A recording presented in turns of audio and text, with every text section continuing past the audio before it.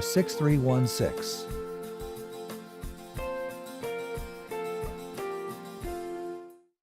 You are Peter, and on this rock I will build my church. Coming to EWTN, Part 2 of the inspired and moving portrait of our first Pope and Prince of the Apostles, St. Peter.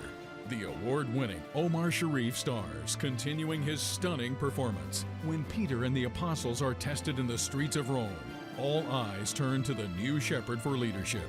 Find new strength in your faith in this dynamic dramatization of the beginnings of our church heritage.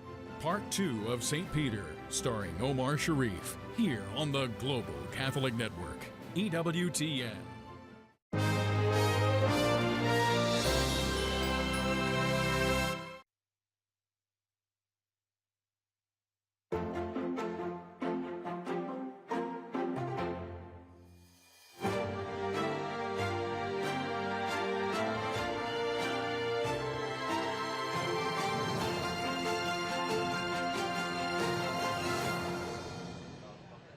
Hello and welcome to EWTN's ongoing coverage of the 10th World's Meeting of Families. I'm Catherine Hadro, coming to you from St. Peter's Square, and I'm joined by my two co-hosts, Dr. Matthew Bunson, Executive Editor and Washington, D.C. Bureau Chief of EWTN News, and Father Thomas Petrie, President of the Dominican House of Studies. Well, today will be the third official day of the World Meeting of Families and another packed day of conferences and speeches.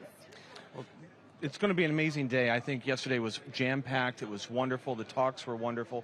I'm really looking forward to today. We got some great panels. I'm looking forward to the panel on being Christians in the digital age. You know, this is something that we all now deal with all the various social media platforms. Particularly, I'll be interested to see what the speakers have to say and how those digital platforms impact raising children, because we know they do have an impact. Absolutely. Yeah, yesterday we had the theme of family love. Today we have the theme of vocation. We have a question and a panelist and discussions about the identity and mission of the family in the church, which I think is going to be, it's obviously one of the pressing questions of our time. Looking back yesterday, though, it's important to look back a little bit simply because we had such profound and very powerful presentation, some of the panelists yesterday. We ended the day, in fact, on what I think is going to be one of the most memorable aspects of the World Meeting, certainly for me, I think for Right. all of us, and that was this important pro-life testimony Yes. of welcoming all nascent life. Yes. And some of the interviews you did especially are going to stay, I think, with all of us. I agree. I mean, this whole entire World Meeting of Families has just been reaffirming clearly the Church's teaching on the definition of marriage. And also it stands on the pro-life issue. That panel that you referenced on accompanying motherhood and fatherhood was so profoundly pro-life. There was that couple that had 32 children between their foster children and biological children. And the story of the family with the Down Yes. syndrome child. Yes.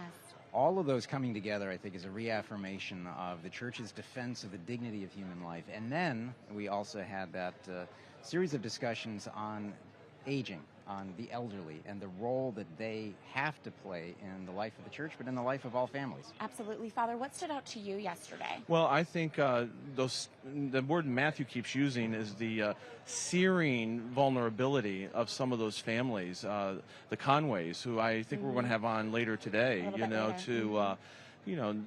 talking about their whole journey from being married through misery and possible separation because of infidelity, and how Retrovise sort of brought them back together, and that they're living happier now, with Jesus Christ, having gone through what was obviously a very crucifying, I think I can use that word, a very crucifying experience. Yeah, absolutely. We also heard about, preparation for marriage and how couples desire to be accompanied better and nourished, and the role of priests in walking alongside couples as well.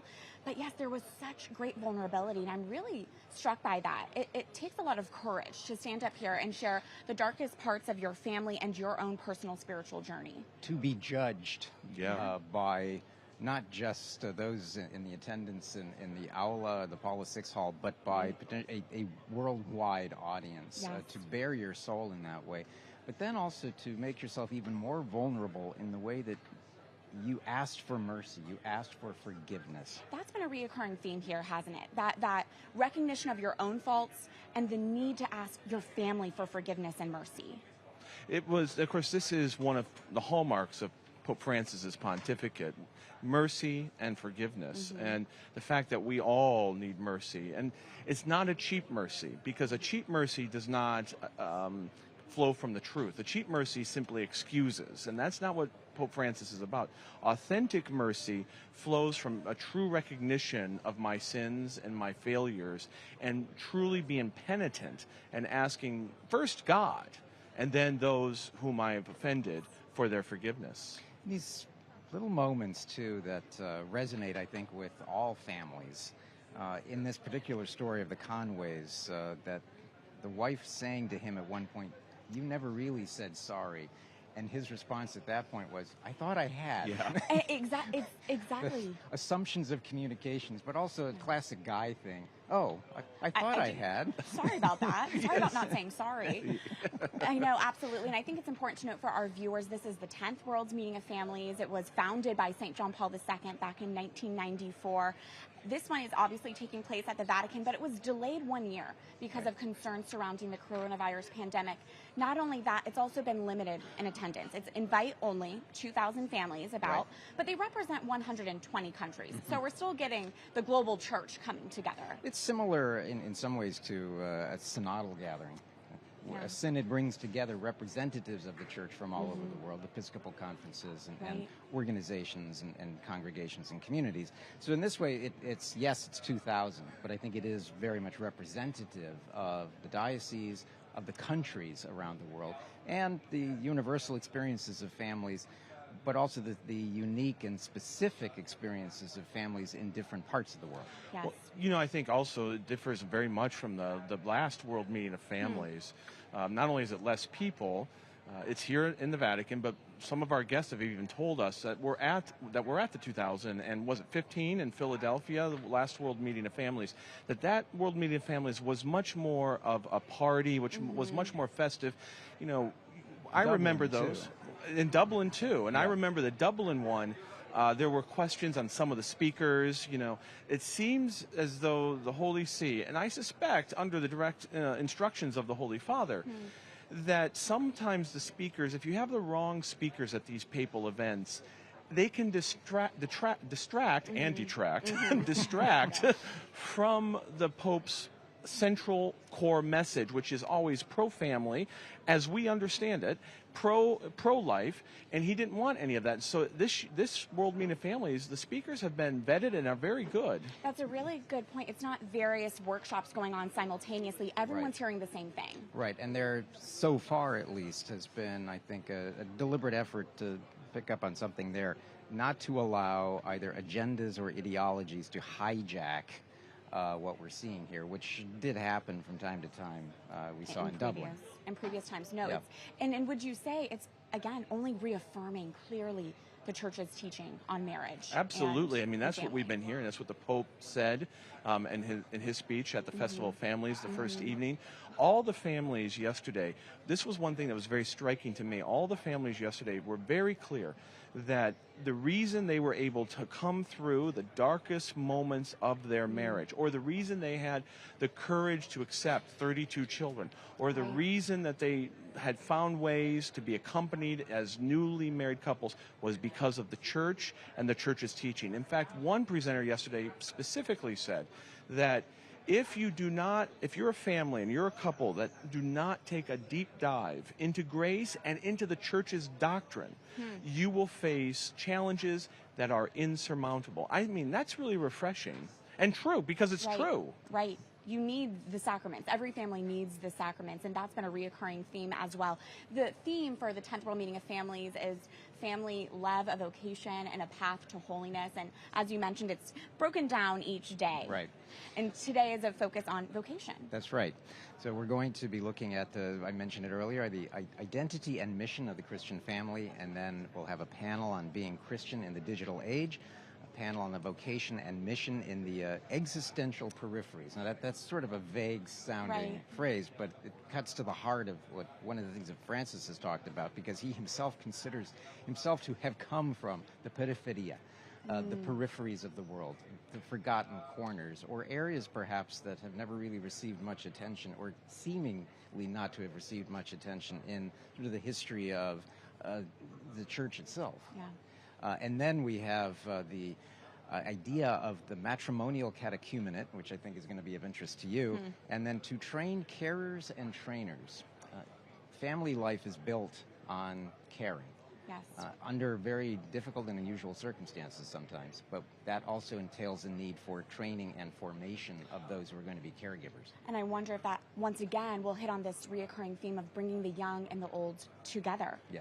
Absolutely. So Pope Francis is participating in 3 different events at the World's Meeting of Families. Tell us about the next time we'll see him. Well, he is scheduled to celebrate Mass tomorrow. It will be right here in St. Peter's Square. They've actually time shifted the start of that Mass, I think to 6:30 Rome time, in order to help the crowd that's expected. The heat here, as for those in our audience who aren't blessed to be here, it has been very hot this week. Yes.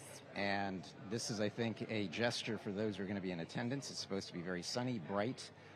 So shifting it a little bit later gives everyone a chance for the sun to come down. But I think that also increases the likelihood of Pope Francis being out here. And it will be a lot more packed. It'll be a lot more packed here tomorrow. Whether he will be the main celebrant remains to be seen. Absolutely. And we've seen mobility issues with him. Yeah. Then we'll see him again on Sunday for the Angelus and the mandate to families as he sends everyone out at the close of this World Meeting of Families. Very hot, Matthew. You say it's very hot. The word I use, sweltering. Sweltering here under the Roman sun. In Rome. Right, absolutely. No, it's been, as we mentioned, so packed yesterday with panels, and it all concluded with a beautiful concert, and we were right there. Let's take a listen to the sounds of the World's Meeting of Families.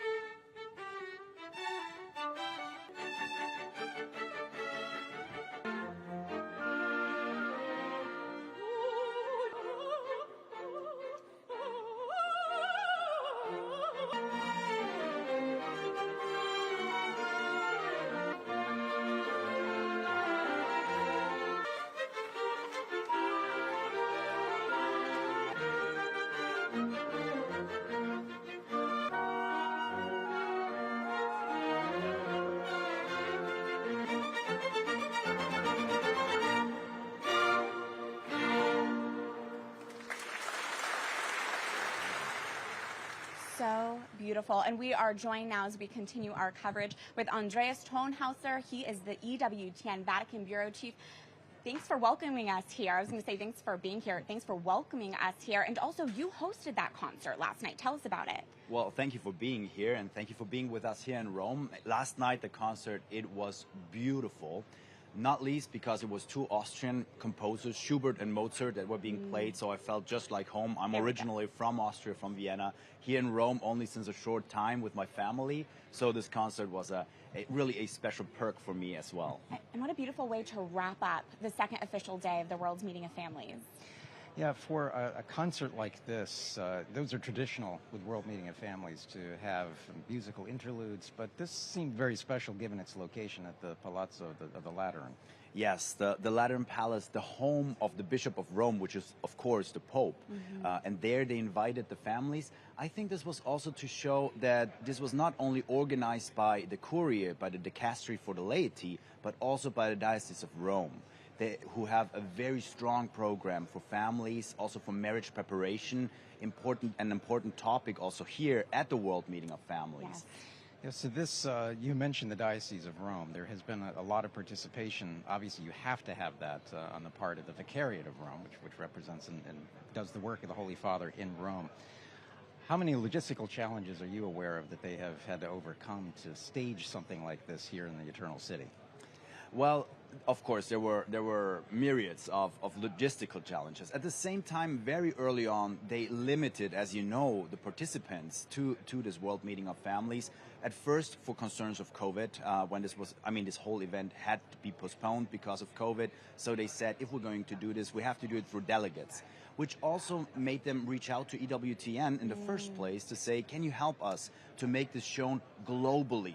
To reach a global audience in the dioceses around the world so that family can participate there, and then we'll only bring delegate families here that then can bring back the word into their hometowns and countries. Beautiful. As Vatican Bureau Chief, can you speak to how this World's Meeting of Families really fits in with other events the Vatican has hosted and what you've seen since you've been here? So this is the 10th World Meeting of Families, and it has a very special place, I would say. Also because the topics that are being raised here, like synodality in the home church, but also marriage preparation, making sure that the church, the Pope said, the church wants to be the good Samaritan to the families, helping them and supporting them. This is a message that is very, very important for families, Catholic families all around the world, because as we know, it is not easy. And this is something that, I should say, finally, has been also recognized here in Rome, that families need support. And one family told me, a Swedish family with 10 children, I asked them what they're expecting of the church. And the father said only one word: clarity. Wow. And Matthew, would you say we've been getting that clarity? I would. I think we have seen in, especially the panels, a reaffirmation of the Church's teachings on family life, a reaffirmation on the sacramental life, a reaffirmation on what the Church wants to give to families as they return home. Yes, no, absolutely. There and also even in the run-up to this event, we were very happy to receive very strong documents, for example, from the Dicastery for the Laity on marriage preparation, where they were very clear on the Church teachings and also setting them into context. How, for example, chastity or love that is meant for eternity can support families in the long term. So this is an important sign, an important token also for the families coming here. Andreas, if you don't mind, I mean, I know you are a husband, you are a father. Is it 7 or 8? We have 7 children. 7 children, which is such a gift. Can you speak to how fatherhood has changed you and what you've learned as a Catholic in your unique vocation? Well, what I've learned through fatherhood is really that I'm not in control. So it's we have our 7th child here in Rome, and we thought we have it figured out after 6 children how the whole process of becoming parents, experts, etc. And then you're thrown into a different country, different culture, different way and mentality of healthcare, and again you have to just offer it up and also pray and really put it in front of the Lord and say, please help us in this. And I see this a little bit with everything with a family. Mother Teresa said, a family that prays together stays together, and we do see it is a challenge to raise your children in the faith and also make sure that they're praying. And as a father, taking up this responsibility, it's more than you can shoulder, really. So that's where I see, if my kids turn out well, which I hope, it's not really my achievement, but it's someone else's. As a family man, as a father, as a husband, what do you want to take away from this gathering? So this word clarity impressed me very much. What I want to take away is probably exactly this, that we're not alone. It is difficult today, not just in the Western world, to live as a family, to live Catholic values, I would say, also to be open to life, to receive also as many children as God gifts us. The Pope had to say, and that was very surprising to me. He said, children are not an ecological problem. We must never speak of them as an ecological problem. But just that the Pope even has to say that speaks volumes, right? And so it absolutely speaks loudly. One last question for you, Andreas. There have been a lot of concerns about Pope Francis's health, but he's been making his presence known. And I understand your daughter wrote to Pope Francis. Yeah, that's right. So amidst all the rumors of his health problems and so on, what impressed me a lot is my daughter took it upon herself. She drew a painting of St. Peter's, which we see in the back, wrote on there. She's 9 years old. She wrote on there, "Dear Pope Francis, I'm praying for you." And I wouldn't have expected, but she received a note back, handwritten, from Pope Francis saying, praying for you as well. That is so beautiful. And we are all praying for Pope Francis, too, and looking forward to what he has to say at the Papal Mass tomorrow. Andreas Thronhauser, thank you so much for your work here. God bless you. I'm looking forward to continuing to speak with you as the World Meeting of Families continues. Thank you very much. Thank you for being here. Thank you. All right, we'll continue our coverage of the 10th World Meeting of Families right after this break.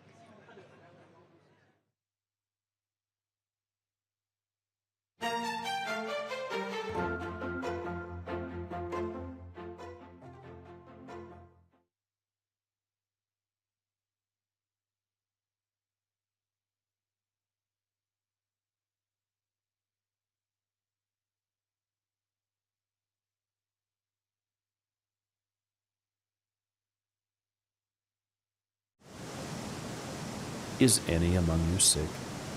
Let him call for the presbyters of the church, and let them pray over him, anointing him with oil in the name of the Lord. And the prayer of faith will save the sick man, and the Lord will raise him up, and if he has committed sins, he will be forgiven. James chapter 5, verses 14 through 15.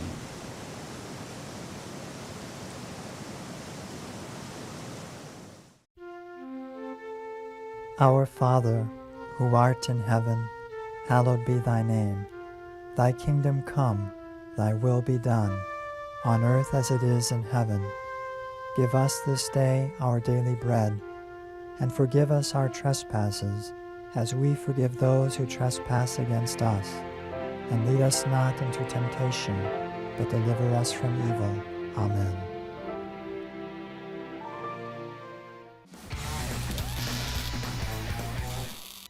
Welcome to Catholic Blitz, and in the hot seat today is Father Ken Briganti. Are you ready? All ready. Let's go. All right. Your question today is Jesus human or divine? In 1 minute. Okay. Yes, he is. The creed, okay. as we profess on Sunday and Holy Days of Obligation, the Nicene Creed, we say that he is true God and true man, and so that he has what we call the hypostatic union. So he's one divine person, but two natures, a human nature and a divine nature. In his sacred humanity, our blessed Lord then redeemed us and suffered on the cross. In his divinity, he redeemed us. So he is divine and human nature, one divine person. Okay. You did a great job there and well within your time margin. Thank you very much, and come back again for more Catholic Blitz.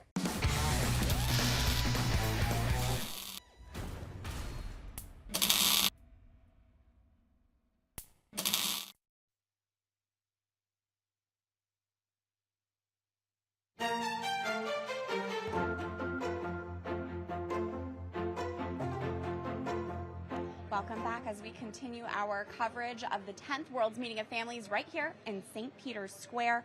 We are anticipating the first conference of the day, which will be on identity and mission of the Christian family. Well, I think this is going to be one of the most important of this entire world meeting, because we have two questions that are being raised right now. What is the identity of the family, and are we going to be allowed to have a mission in the world? We are mandated to evangelize, to have a mission. But there are a lot of places in the world, increasingly in the Western world, that are saying to us, no, you can't have an identity that is yours, and you can't have a mission. So I think that's going to be one of those that I circled very early on, of great interest. For us to pay close attention to and to see how that theme is kind of weaved in throughout the day. This World Meeting of Families has a very special emphasis on married saints, and there are even heavenly patrons of the event, the Quattrocchi family. Go ahead, Matthew. Well, the Beltrami Quattrocchi, I think Luigi and Maria. Yes. Seemingly an ordinary family, an ordinary couple. They had 4 children. 3 of them went into religious life. Another, Enriqueta, led in her own way an extraordinary life. Her cause was opened in 2018. We're going to be talking with one of the members of the family today. They lived in a tumultuous era in Italy throughout the 20th century. One died in 1951, another in 1965. That is normally the end of it. They left a great legacy. They have the legacies of their children, but they also left a legacy of holiness that was recognized. And that is why they were beatified by Pope St. John Paul II in 2001, the first married couple to be beatified. And I believe their children were in attendance at the beatification as well. So we have that legacy of faith. But then when we begin to look into the details of their lives, it becomes even more intriguing, because we see while they were raising their children, while they were living that domestic church, they were also helping the universal church. They were active in Catholic action. They opened their homes to those who were suffering. They were taking care of the sick and the poor.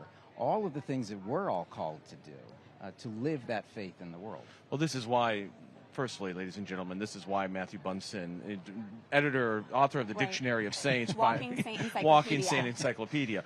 But I think that's exactly why they're the patron of this World Meeting of Families, Matthew, is that they were already doing for families what St. John Paul II wants the church to do for families. And, you know, I've said this earlier in the week about them.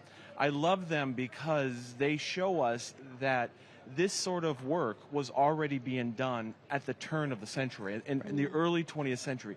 This is not a new challenge. This is not a new mandate. This is a mandate that the lay faithful have had, and that the lay faithful, Catholically faithful, have had for at least 120 years. And we can look back throughout the history of the church from the very beginning of the importance of families filled with saints. Yes. I always go back to one of the fathers of the church, Gregory of Nyssa, who grew up in a family. His mother is a saint, Amalia. He had 4 siblings. All 4 are saints, including Basil of Caesarea, another father of the church. So we are seeing how one family could produce that many saints. But then when we look at the contributions just of somebody like Gregory of Nyssa in helping the church to overcome heresy, the great crises of the Christological errors that were being perpetrated at the time, all the while living in this beautiful communion of persons that actually managed to turn out that many saints. We can jump ahead to the Middle Ages with somebody like Isidore the Farmer, who, his wife, Elizabeth de Cabeza, both of them are saints. That's incredible. And somebody who seemingly would be forgotten by history. He was a laborer, and yet communed every day, it seemed, with angels.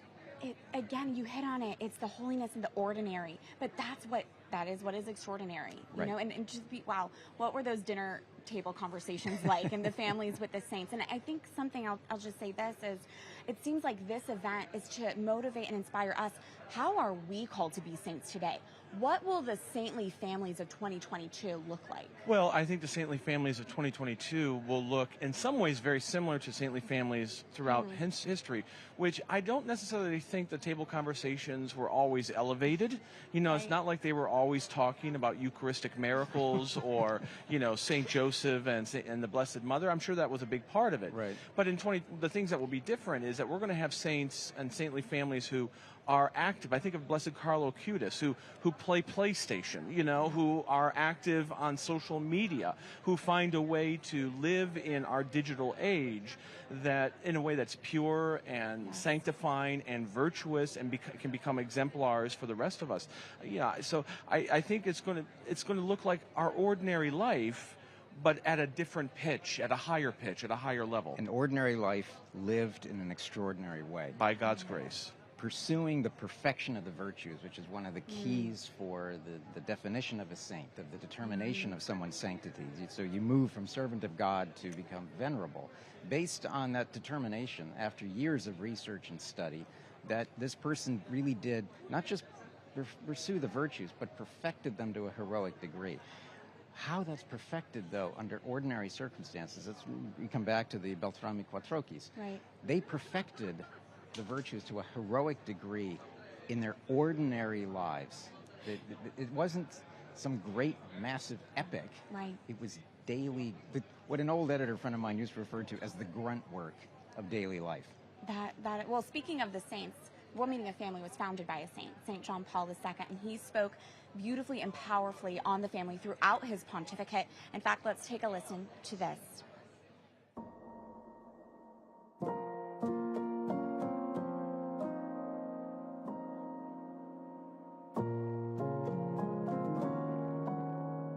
Never hesitate to look to Mary, the mother of the Holy Family, and the mother of all mankind, in the order of grace, as a sure guide amid life's challenges and triumphs.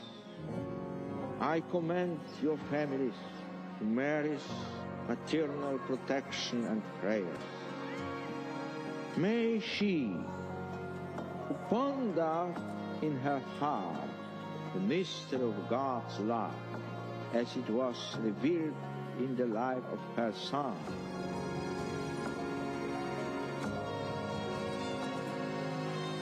Guide parents, guide children to respond fully to the vocation which they have received as sons and daughters of God, redeemed by Christ and born again in the Holy Spirit.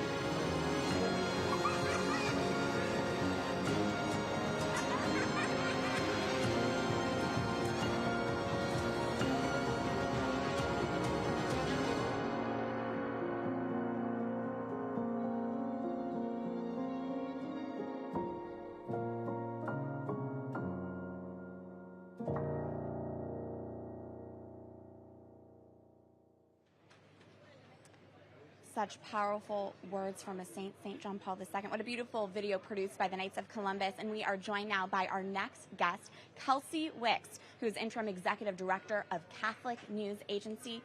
Kelsey, thanks for being with us. This is a major week for the Catholic Church and for Catholic news.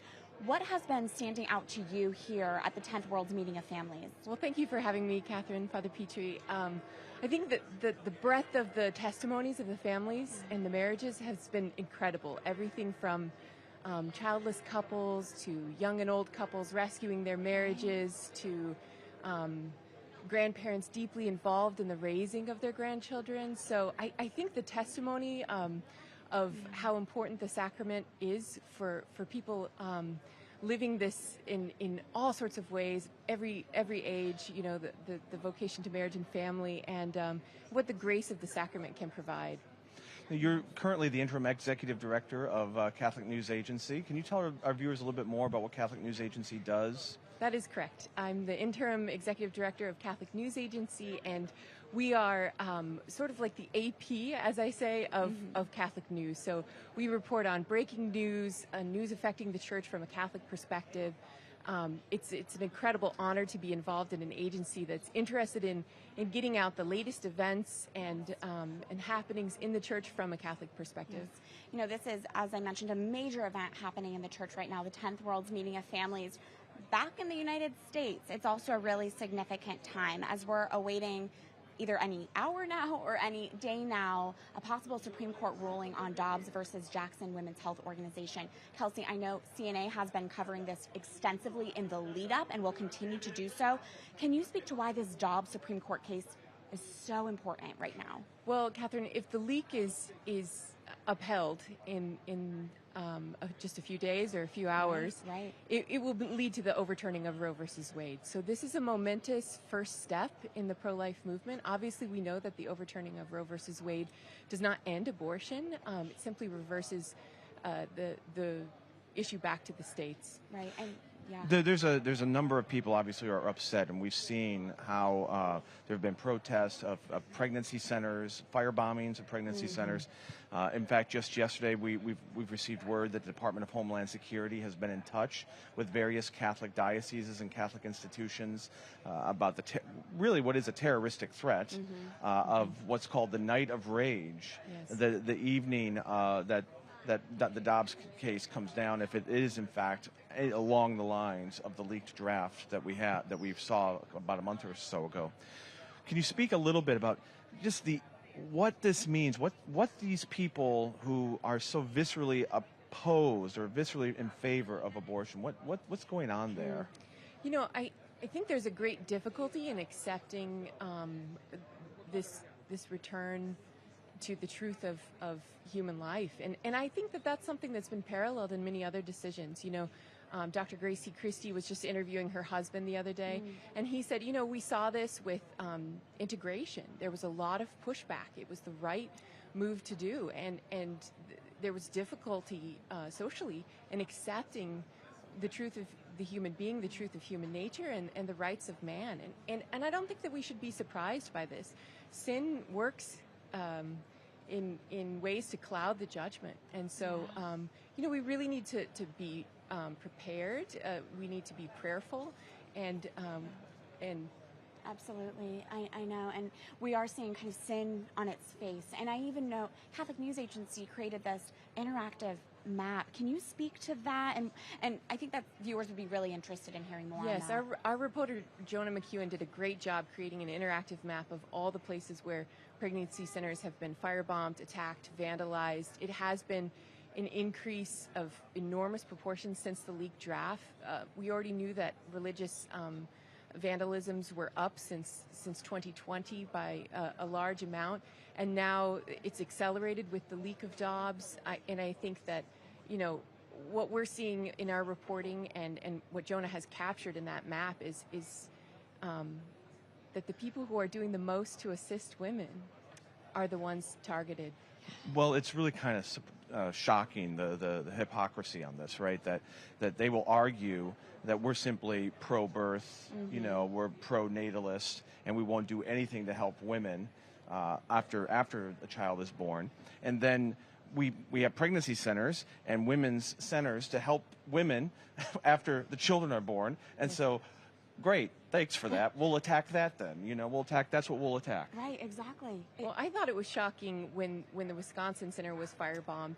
And, we're in the middle of a baby formula shortage. And here's this outreach center that provides formula, diapers, support, assistance. Many of these centers provide medical care. This is certainly what it can. What I find shocking too is in all of this is that it was 9 men who decided Roe versus Wade, and that the protesters, while there are women involved, these firebombers, the man who drove up and was for the assassination attempt on Justice Kavanaugh, these are men. So there are men in this country, in our country, who know they have a lot to lose. Because abortion benefits men. Exactly. It does, and it covers up a myriad of sins and scandal, and it is this wound in the United States. And I'm sure the U.S. delegation is bringing that here at the World's Meeting of Families. I think it's all the more powerful that we had that profoundly pro-life panel yesterday here, on the importance of unborn life and saying yes to unborn life always. Yes. That was really striking. And the Mass that began with the invocation to human life and its importance. I think it all just comes back to prayer. That is, it is only, evil is only overcome by love. Yeah, and that's what we have to always remember, that we cannot return in kind, right? We cannot return with anger or violence. We always need to return with peace. This is turn the other cheek. This is the way of Jesus Christ. That was actually going to be my next question. I mean, as a professional in the news industry, as a consumer of news, we're all consumers of news. How do we as Catholics, seeing these attacks on churches, attacks on pregnancy centers, how do we maintain an interior peace so that we don't get caught up in this frenetic energy, which frankly is just going to feed into the evil? Catherine, I always say to people who are worried about news consumption, and this is a common thought amongst Catholics, that you should only read as much as your hope and your charity allow. So if you read too much and you get to a point of despair or excessive anger, it's not helpful for the salvation of your soul. So, as you read, you should be praying, and you should be spurred to action. The emotions aren't given to you just so that you can wallow in them. If you feel something after reading something, you should be inspired to go out to assist pregnant women, to make life the cause that you're working for, to be charitable in your own actions. Your reading of the news should never outpace your hope or your charity. Earlier we were talking about what does holiness look like in a digital age. It's that, right? It's this.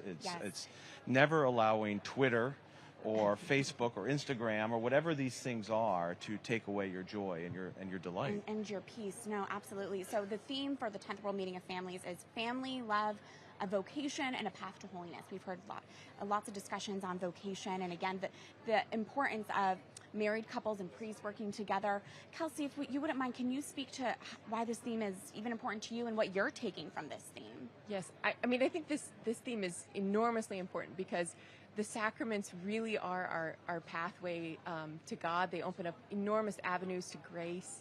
And, in my own personal vocation and journey, I've learned a lot by reflecting upon the beauty of marriage. I spent a number of years in the religious life, actually dressed as similar to Father Petrie. She would have had a veil, though. Yeah, we don't wear veils. She would have had a veil on. So, you know, I think that the idea that God gives you the grace for what he's asked you to do is just the most important takeaway. That is why the sacrament of marriage is a path to holiness. You know, God will provide for you in the state that he calls you to, and these graces of state that are unlocked by prayer are enormous, and they are enough. Well, I am just so grateful for your leadership and just for your prayerful discernment and everything, including and especially in your job at Catholic News Agency. And I just really encourage our viewers to go to Catholic News Agency frequently, see the latest breaking news, especially as we're awaiting these critical Supreme Court cases. Kelsey, thank you so much, and maybe we'll be speaking to you a little bit later as well. So, thank you. God bless you. God bless you. We'll continue our coverage of the 10th World Meeting of Families as we anticipate the first conference to begin on this third official day of the event. We'll see you right on the other side of this break.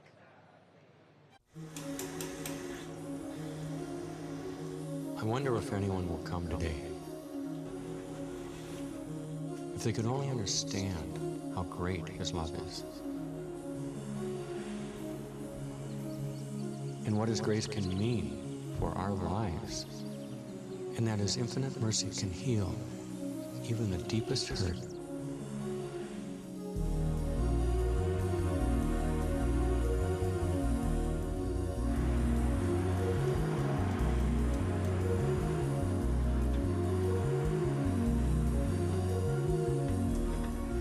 Father, am I too late? It's never too late.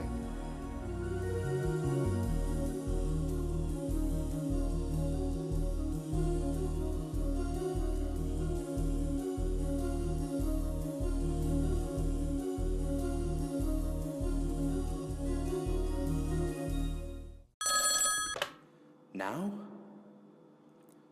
Don't worry. Tell him I'm on my way.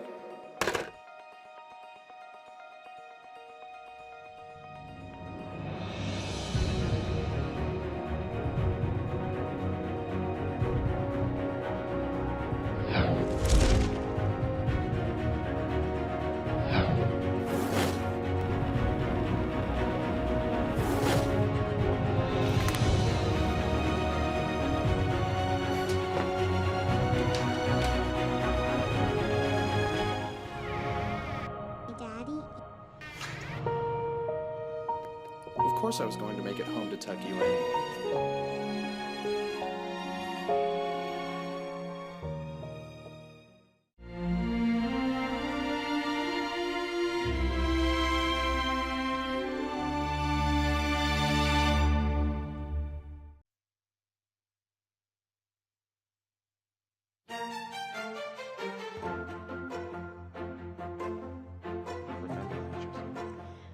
Welcome back as we continue our coverage of the 10th World's Meeting of Families right here in St. Peter's Square. We're anticipating a few minutes from now for the first keynote to begin on this third official day. It will be on identity and mission of the Christian family. But we were just discussing about, as this major event of the church is happening here in Rome, back in the United States, there's a lot of anticipation for what could also be another potential huge day. Well, that's right.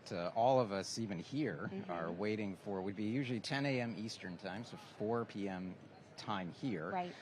The release of the next set of opinions by the U.S. Supreme Court. We have, I think, just a few left. I think eight or nine, right. left for the court for this session. In there are two cases of particular interest to Catholics, to people of conscience. One is the Dobbs case that could potentially overturn Roe v. Wade. The other, of course, is Coach Kennedy, which relates to religious freedom, to First Amendment rights, to what is tolerated now for those who believe in culture. And the Dobbs case, of course, the draft of the opinion written by Justice Samuel Alito was leaked about a month ago, a month and a half ago. It was 5-4 with Clarence Thomas, Justice Alito, Justice Kavanaugh, Justice Barrett, and Justice Gorsuch being in the majority. So with the way the Supreme Court works, Clarence Thomas being in the majority, he would determine who writes the case. He could write it himself, but he assigned it to Alito. And we all got to see, and it was in the Supreme Court confirmed this was the actual first draft of the opinion.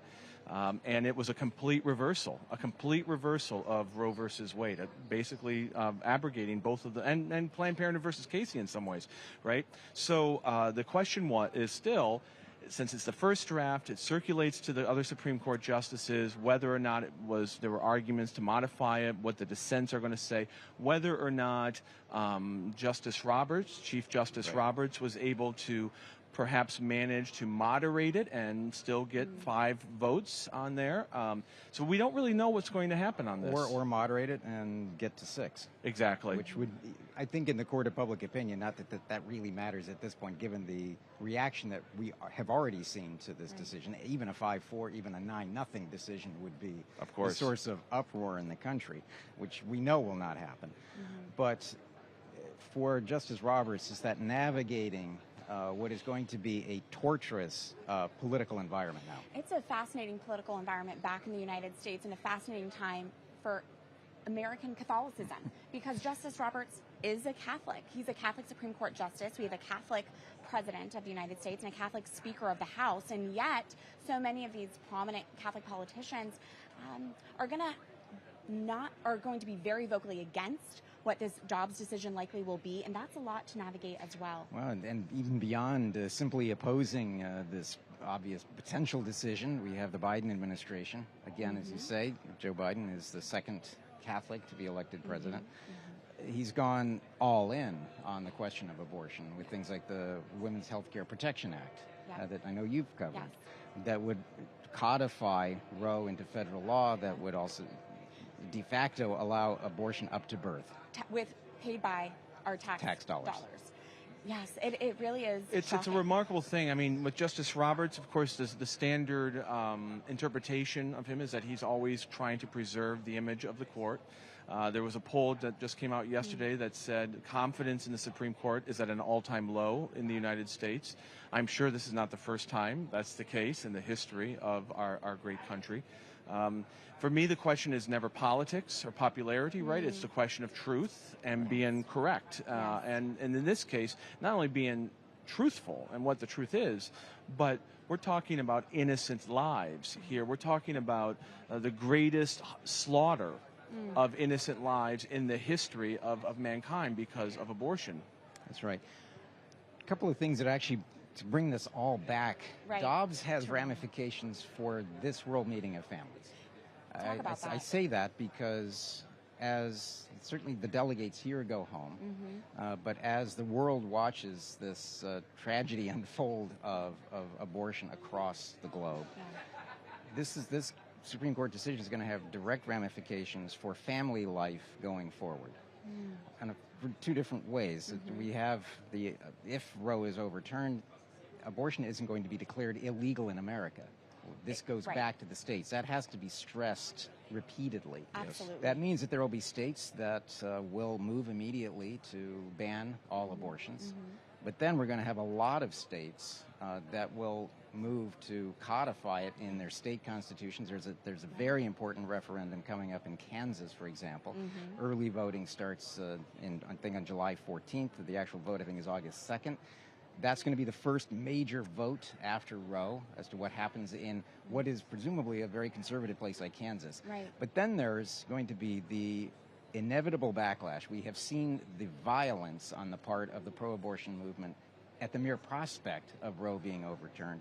Internationally, we're going to see an even more aggressive effort and probably violence from the pro-abortion movement in different countries trying to push their agenda even harder. Attempts to intimidate, attempts to go against it. Again, it's so hypothetical that it's the most anti-woman you could be.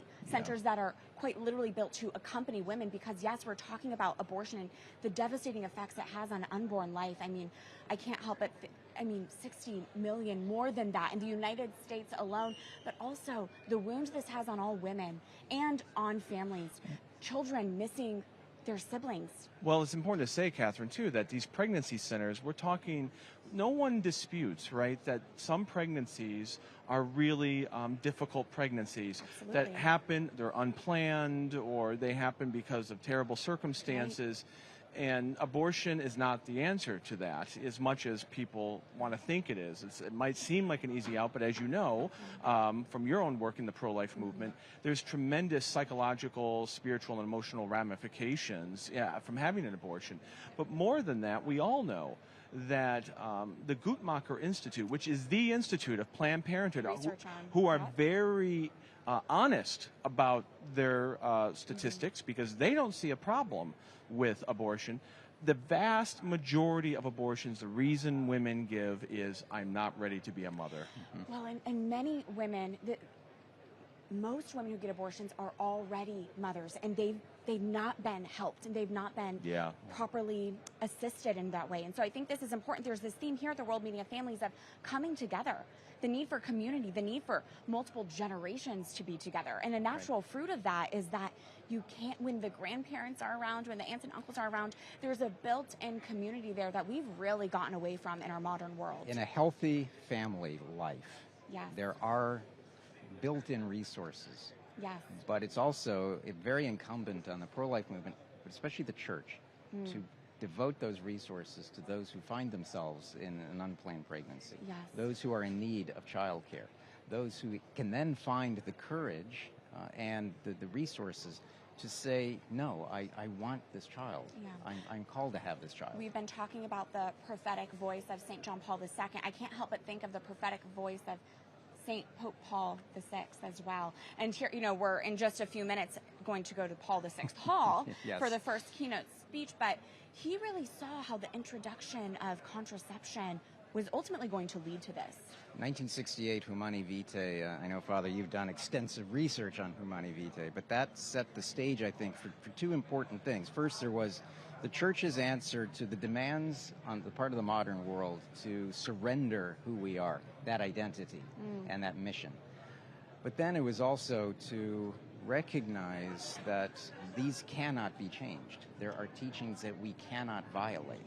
And Pope Paul, I think, heroically stood up, not just in the secular world, but within the Church. And speaking of Pope Paul VI, we go to Paul VI Hall now for the first keynote of Day 3, the World Meeting of Families. We take you there. Well, identity and mission of the Christian family. This is the title. In his 1994 letter to families, John Paul II wrote, "The modern age has made great progress in understanding both the material world and human psychology. But with regard to his deepest metaphysical dimension, contemporary man remains to a great extent a being unknown to himself. Consequently, the family too remains an unknown reality." The family, what could be more natural? The basic unit of society, the place where people learn to relate to each other. It is, or should be, the foundation for the formation and development of every human being. So often abused, destabilized, broken up, or in danger of breaking up, the family is called to rediscover the treasure that it conceals within, for its own good, but also for that of the Church and humanity.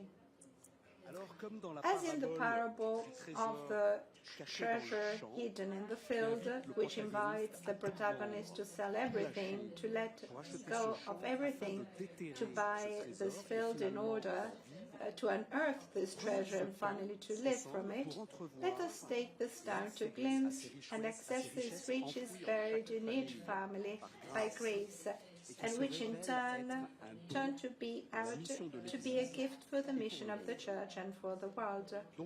So we are going to speak about identity and mission of the Christian family. First, family, a God-given treasure.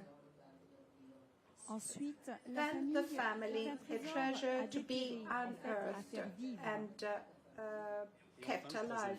And then, last but not least, the family, a treasure to be shared in order to bear fruit. So, First step, the family as a God-given treasure. What did God want in creating the couple and the family? What did he want to tell us when he came to be incarnated and live in a family? What is the identity of the Christian family? So first, marriage. Marriage is a precious sign. At the time when the new generation have difficulty in perceiving the interest in the sacrament of marriage and choose more and more often not to get married, a question arises. Are we revealing and showing sufficiently what Christian marriage really is? The family begins with a couple. The first chapter of Amoris Laetitia's emphasizes who are called to live their union as a precious sign. But what sign? Amoris Laetitia tell us, number 121, marriage is a precious sign, for when a man and a woman celebrate the sacrament of marriage, God is, as it were, mirrored in them. He impresses in them his own features and the indelible character of his love. Marriage is the icon of God's love for us. Indeed, God is also communion. The three persons of the Father, the Son, and the Holy Spirit live eternally in perfect unity. And this is precisely the mystery of marriage. God makes of the two spouses one single existence. Thus, this love that circulates between the person of the Trinity is what God offers to the spouses, so that they in turn live it and make it circulate within their own family, but also in the church and in society. And second step, a treasure to be revealed to the spouses. We say so because we rediscovered God's plans after many years. We discovered that God's plan for the couple and the family is living this communion, and we experienced a real renewal within our couple, even though we had already been married for several years. The fact that we perceived this reality made us enter into marvelous contemplation of our vocation as spouses. We understood more the beauty and depth of our covenant, and we wondered, are we really living in this communion? And men and women in marriage are the image of what God wants to live with each of us. Thus the family and finally all human relationships in society and in church are called to live this communion of love in order to be united. This is a prayer of Jesus before leaving this world. Father, that they may be one as we are one. John. Now, we all come from families which sometimes can be very wounded, and we know how difficult it is to live together, united, how difficult it is to love the other unconditionally, to take care of each one, from the smallest to the oldest, to work for this communion between us while the difference of the other might bother us. And yet, this is God's project for the family and the path to sanctification for each one of us. The hidden treasure, the treasure that is hidden in God and that He shares with us by creating us in His likeness, invites us to live it, knowing that the fruit that each one will take from it is to be filled with the very joy of God, so that they may be my joy, made complete in themselves, said Jesus to us in John 17. Third, marriage is a vocation. Thus, a Christian marriage is much more than a social contract. It is a vocation, a gift given for the sanctification and salvation of the spouses, according to Amoris Laetitia's, and also a call. Spouses and their families are called by God to live a mission, that of making Him visible to this world. When the relationships between the members of the same families are towards caring of each other, love is present, and the family lives a double movement, a movement made up of an inner unity, that is to say, communion between the members, and a contagious diffusion outside. That is to say, rendering testimony to the world. It is important to understand this treasure and to reveal it, because couples and families who live this communion of love are happy, fruitful, and joyful. We have witnessed the power of a pastoral program led by couples for unmarried couples, set up in few parishes in France. At the end of the course, many couples touched by this vocation to which God calls them ask for the sacrament of marriage. This announcement resonates so much in their hearts and their own experience of married love that they understand its reality and origin. They desire to live it and become witness to it themselves. Revealing this gift of God is therefore the necessary first step for couples and families. Helping people live it is the second step.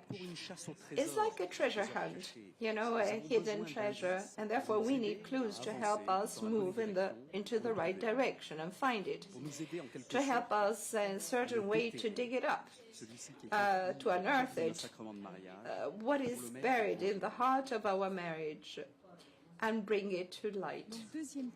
So then, second step, the family is a treasure to be unearthed.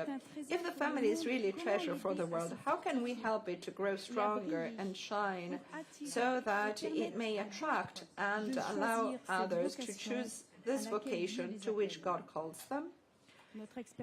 Our experience, and I think the experience of all married couples, is that filled with joy and good, at the beginning of our marriages, couples and families are often quickly caught up by the frantic pace of work, the multiple activities of each of us, temptation of the world around us, and run the risk over time of becoming an association of people who live more or less well together and who, unfortunately, for too many, separate.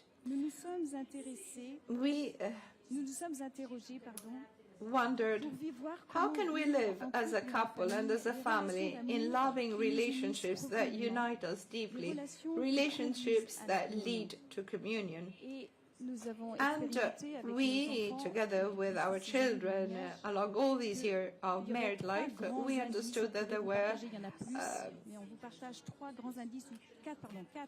4 important clues, 4 important keys that helped us in moving into the right direction. So the first key, or the first clue, is moving from utilitarianism to giving. Often love is limited to passion, which is based only on what we feel or we don't feel. But true love goes beyond feeling, to love over time. In our quest to love truly and forever, we had a sort of pebble in our shoe that makes the exercise more difficult. The utilitarianism developed by our selfishness, by our ego. We all experience our natural inclination to take instead of giving, to use rather than serving. As a result of the original sin, this tendency leads us to use, to exploit the other, and really hurts our relationship. Instead of loving God and our neighbor as ourselves, these are the 2 commandments in which all the others are summarized, Jesus tells us, we often instrumentalize and use our neighbor to our own benefit. When we realized the presence of this bias in human relationships, and therefore in our own couple and family, we each personally and consciously examined our relationship with each other, my relationship with my husband, Benoit, my relationship with my children, our elderly parents, and finally with those around us. It's an exercise that we invite you to do. And we know that we often exploit others instead of giving. We often realized that our words and actions are not always for the good of the other, and that there is something personal work to be done in order to change and love the other without exploiting him or her, to respect their freedom and accept them even if they're different. And therefore we have to remove this pebble of utilitarianism because it holds us back and prevents us from reaching our goal. So how can we really live this communion of love as a couple and with our children? Christ shows us the way. He gives himself. He gives us his life so that we may have the way to true life. True love is gift. There is no greater love than to lay down one's life. He tells us, John 15, and this is what he will do. We are made in the image of God to give ourselves. This is the mission of parents for their children, but also the mission of spouses among themselves and the mission of the church for the world. So we said communion is lived through giving. We realize that the gift of self is concrete and is embodied in many free gestures every day. And therefore we said we need more gestures of tenderness. It was not easy for me because I come from a family of 3 boys, and we were boxing more than giving tenderness to each other, and therefore I had to learn how to be tender because Véronique doesn't like boxing. Et priez d'aller dans le hall. Monsieur Carol Kucharak is Carol Kucharak. Please, he's invited to go to the main hall. So I was saying that Veronica prefers love and not boxing, and therefore I had to learn how to love and how to be tender. So more gesture of tenderness, more kind and encouraging words, less reproaches. I realize that we women perhaps are overdoing. More requests of forgiveness between ourselves and our children. We all make mistakes, and acknowledging them and saying to our spouse or children, I was wrong, I ask for your forgiveness, is a difficult step, a humbling step, but it's very powerful, and it restores the communion that was shaken by the mistake, by the fault. And we experience this every week, more listening, more attention to others, to their needs, and more service, even if small service. In Amoris Laetitia, Pope Francis tells us, in the family, 3 words need to be used. I want to repeat this, 3 words: please, thank you, sorry. 3 essential words. And in chapter 4 of Amoris Laetitia, he invites us to meditate on the hymn to love of the first letter to the Corinthians, because he says, we see some of the features of true love. Love is patient, love is kind, etc. So, if we think about this, we become aware that we have to change in order to live in communion. This is what happened to us. And therefore, this helps us to really enter into true relationships of love in the image of God. When we began to apply ourselves to living more in the gift of ourselves through all these concrete gestures and words every day, we were naturally renewing our love, so much that one day our youngest child said to us, "Parents, you have changed." Yes, we have, and how? You look more in love. This love of giving, which takes us away from ourselves to take care of the other and the heart of our family, is to be learned from the earliest age and learned every day.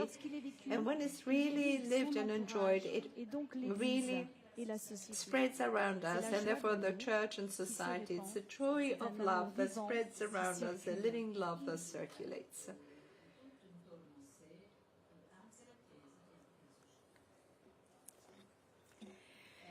Dans Amoris Laetitia This is, 47 nous dit and aussi Amoris l'Église, Laetitia says, pour comprendre pleinement son mystère, regarde-t-elle la famille humaine qui le manifeste d'une façon the family will manifest et to déjà all Jean-Paul men. II nous disait dans sa lettre aux familles en 81, la famille est la route de l'Église. Cette route qui part la John vie Paul conjugale et says familiale, the même au family royaume des is cieux. really the most important thing. It's important that the communion of people in the family becomes a preparation to the communion of saints. The family is the center and the heart of civilization of love. Second clue is to plan privileged times of moments. At the beginning of our marriage, couples who were living this gift of themselves also in the service of church by organizing courses for couples in the parishes invited us to place in our schedule each week a privileged moment as couples to share and communicate more deeply. This is what we continue to plan every day after 35 years, and it's very precious and builds our relationship as spouses.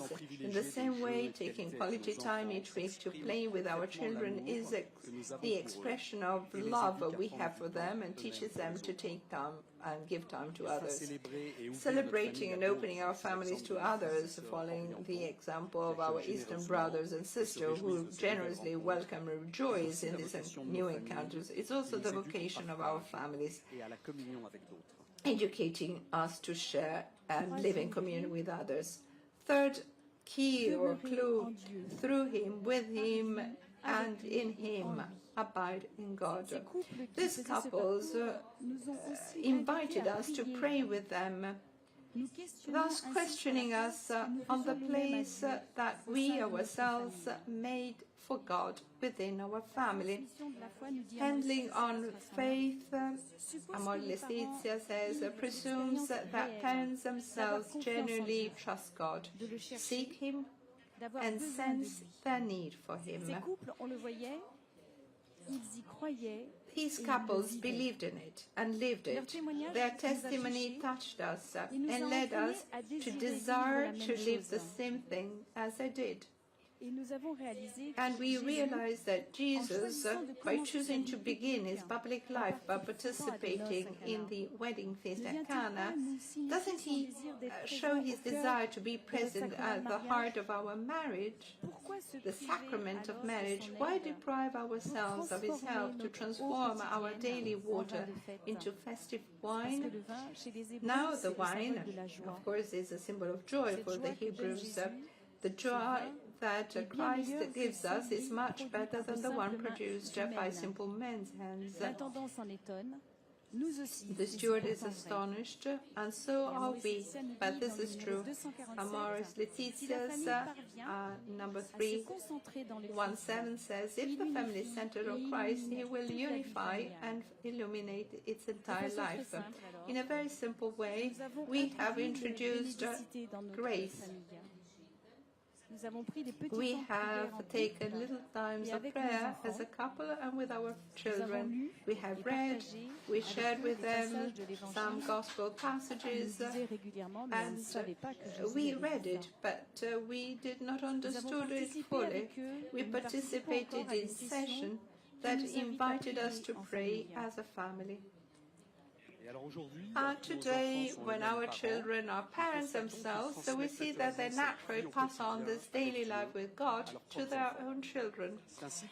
Thus, from time to time, our 4-year-old grandsons at mealtime says, but we forgot to thank the Lord, Grandpa.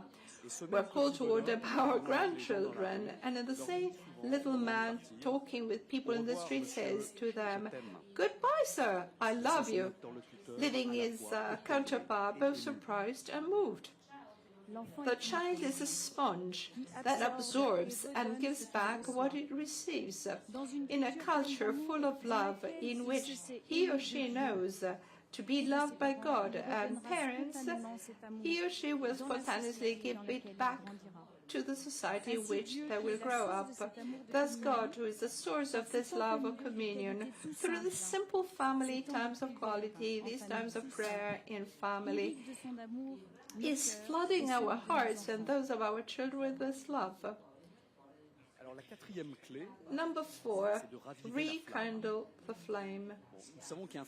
We know that the fire needs wood and to keep burning, otherwise it goes out. Pierre and Sophie, who have been married for 12 years, and decided to get divorced because they could no longer stand their lives together. Another couple told them, perhaps you're missing some ingredients to make the recipe good and delicious again. Invited to a weekend, a retreat for families during which the couples who organized it took care of them and their children, and during which they lived, among other things, an experience of prayer, communion, communication, forgiveness. This couple chose to take the road again together and feed their relationship with new wood to give themselves a chance to rekindle the flame of their love. Last year they shared with us that they were on their way. From their happy faces, their eyes, we saw that they have a new breath that was renewing them. We take care of these couples not only in getting them prepared for marriage, but at any age, at any point in time, in order to help them to be stronger. How do we meet them to witness and transmit this treasure to them for which God created them and helped them to live? Let's be creative, like these couples who organize this journey with their parish priest. Let's ask the Holy Spirit for ideas and the strength to implement initiatives.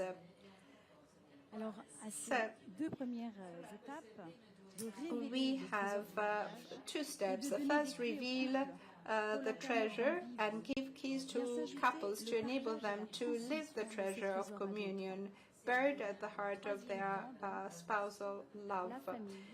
And then sharing and transmission.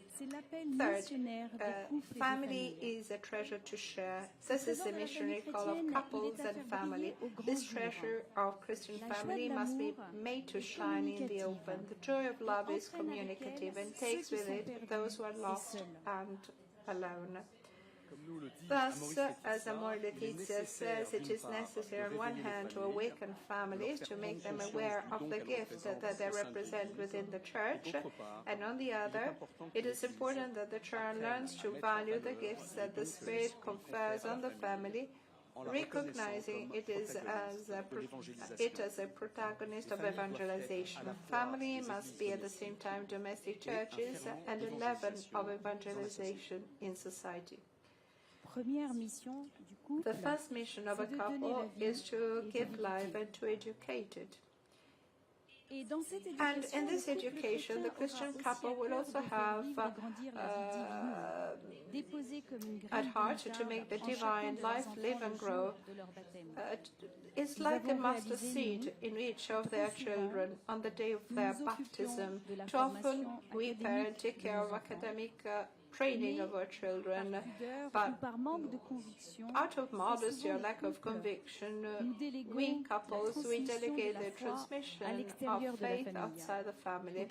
Catechism, parish, school, well, it's good, but it's not enough. Faith must be passed on, first of all, by parents to their children. You and your children and your children's children may fear the Lord your God all the days of your life and keep all these decrees of His commandments. Recite them to your children, talk about them. Says Deuteronomy 6. The child, sometimes we know that the child whose faith is needed in the family, though, will have an easier time living it out later on and bearing witness to it. Vocation are also awakened in this soil of living family faith. Second mission is to be beacons in this world. You are the light of the world, Jesus tells us in Matthew 5. You are the light of the world. No one, after lighting a lamp, puts it under the bushel basket. Let your light shine before others so that they may see your good works and give glory to your Father in heaven. We have to keep our door open to others and engage in public life. Spouses and family who try to live in this authentic communion and move without discouragement to rely on God's merciful love, radiate this love in their social commitment and appear as beacons on this path to mankind. Unfortunately, we know that all families experience trials. Sometimes we might have a storm, but the lighthouse is not swallowed up by the sea. It's a symbol of death and continues to shine in the night, indicating the way to the port. Life can really, light of hope can find its way back. Finally, becoming missionary couples and family in the church. If the Christian family is a community, and I quote, the families sharing the church's mission should follow community pattern. The spouses together as a couple, the parents and children as a family must live their service to the church and to the world. And what is important is to consider the complementarity of the states of life in the mission, which is rich and indispensable today in order to bear more fruit. And this is something we have seen over the years avec some consecrated and lay brothers and sisters.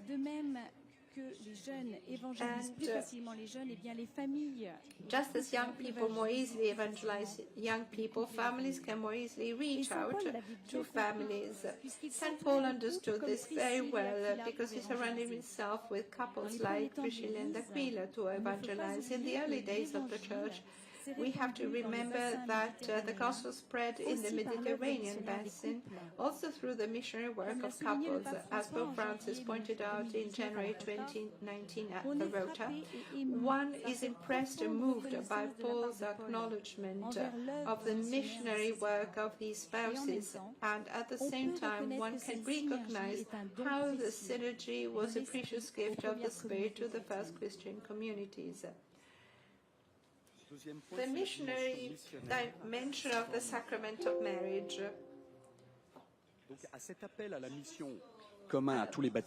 To this call to the mission, common to all baptized by the grace of baptism priesthood, is added for the spouse a vocational call that comes from the Sacrament of Marriage.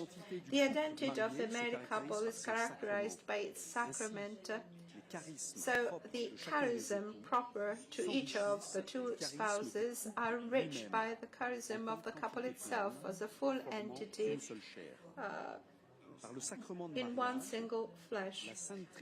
Through the sacrament of marriage, the Holy Trinity makes itself present to the spouses. The Father unites them, the Son saves them and gives them to live from Him, and the Holy Spirit gives them the fire of the mission. And every morning, first thing we do when we wake up is to pray the Lord. We pray the Holy Spirit to nourish the fire of the mission, making Lord known to the world. During the celebration of the marriage, the priest's blessing, which before John Paul II was a simple prayer with hands raised, has become, with hands extended over the couple, a consecratory prayer of sending them on mission. The Church today needs spouses to exercise the gift of being missionary, but together.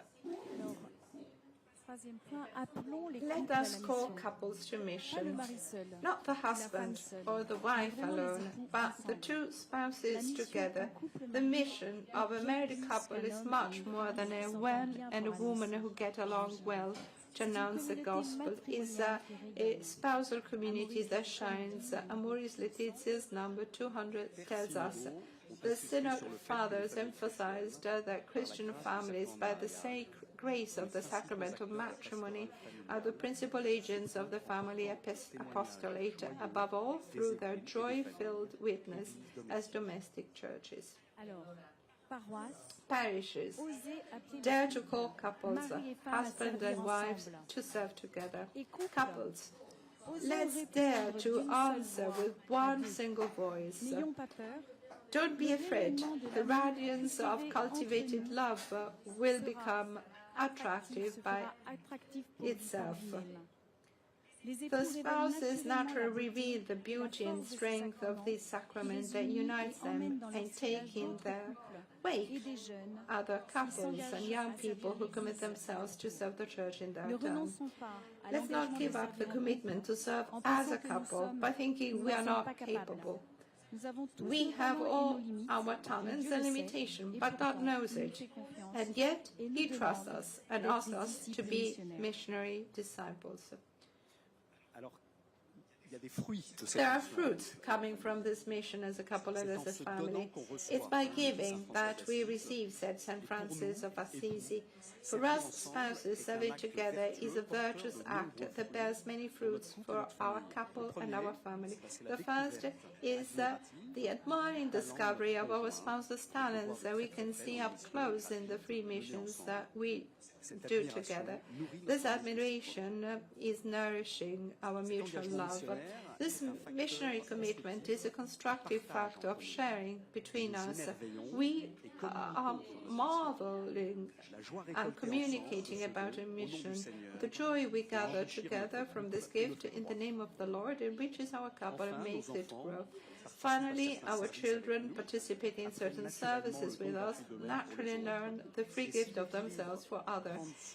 And taking care of family and serving others, and they will often start a mission for the church. To conclude, we would like to share with you this testimony from our family, which reveals the beautiful fruits and missions can really do.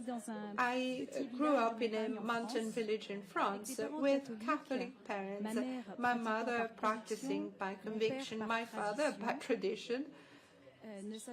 Not knowing much, rather less and more if God really existed. He follows the Mass by duty from far away at the back of the church or at the rostrum to listen to the organ. My mother spent a lot of time in the parish, too much according to my father. Their life as a couple was difficult and gradually built up into two parallel tracks, to such a point that one day the question of separation arose. It was really that the collapse, the path seemed finished, but they accepted to do a session for couples. And I'm really touched because it is the Sacred Heart of Jesus, and they went to the Sacré-Cœur in Paris to resume their path together, and they also rediscover the richness of a couple on a mission together. And a work of reconstruction and reunification took place little by little. Instead of arguing at the table, they shared on the organization of liturgical teams or a parish mission or life. My father, seeing the benefits to the couple of serving together, invited other couples to join them. Couples who didn't go to the Mass any longer. It was incredible. He, when I was young, told me that the church was just for women and few men who became priests. He had become the pillar of the parish, and he was a missionary. When he passed away 2 years ago, my parents had been married for 55 years, and we, the children, remember them, and our children remember their grandparents as a lighthouse, showing them the way, the beacon, united, happy, serving together, joining hands at the Mass during our Father. I would like to thank God for these priests and couples that together are able to organize things to take care of couples and to start their mission.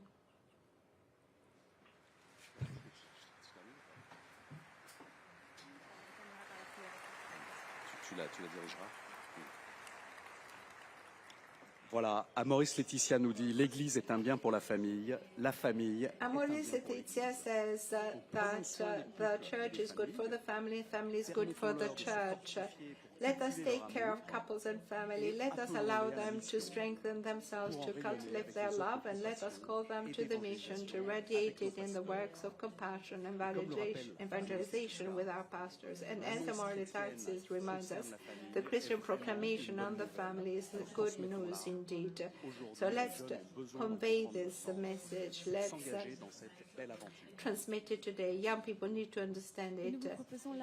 And we invite you to pray together the Sacred Heart of Jesus.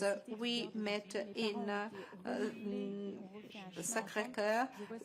Our parents renewed their promise of marriage there, and therefore I think this is an important testimony, and therefore we have to really trust in God, and all the couples of the world, all those who are separated by war, by divorce, those who suffer, those who are sick, those who are unemployed, those who starve, those who are homeless. So altogether we have to really trust in God.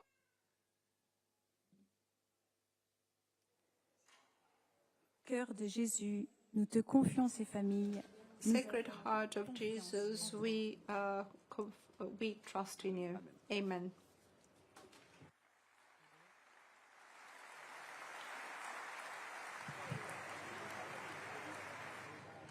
That was the first keynote speech of the day here at the third official day of the World's Meeting of Families. The title was Identity and Mission of the Christian Family. A beautiful couple from France. What stood out to you in that keynote? Well, they built this presentation around 4 key themes, moving from utilitarianism to giving, planning privileged times, remaining in God, and then rekindling the flames. So they actually move rather smoothly from identity to mission. But it has to start with the building up of the family itself. And they had some really great quotes, I think. One in particular from Gaudium et Spes of the Second Vatican Council, in which the family will manifest to all men the true nature of the church by the love of the spouses, their generous fruitfulness, the unity and fidelity of the home, and by the friendly cooperation of all its members. So in other words, everything has to start first with building the family to have that identity before you can go to mission. And especially in building up the couple, as that flows in with the rest of the family. You know, this keynote conference in the morning will certainly be the theme for the next 2 panels, and there's a lot here, and we'll have time to talk more about it as the day goes forward. But I really appreciated their emphasis in that first key, Matthew, of moving from a utilitarian love. Aristotle, when he speaks about friendship, and for St. Thomas Aquinas, marriage is the maximum or highest friendship in this world. He always speaks about, Aristotle, of a friendship of utility versus a benevolent friendship. And all friendships generally start as a friendship of utility, in which I'm a friend because somebody does some good for me, or it's good for me to be a friend of this person. And that can that happens initially in all relationships between men and women and between husbands and wives, that there's something attractive that I see as fulfilling to me, and sometimes that can remain. And if you don't move away from that to a truly selfless love, loving the other, which is the scriptural love, loving other as other, it's going to be a problem.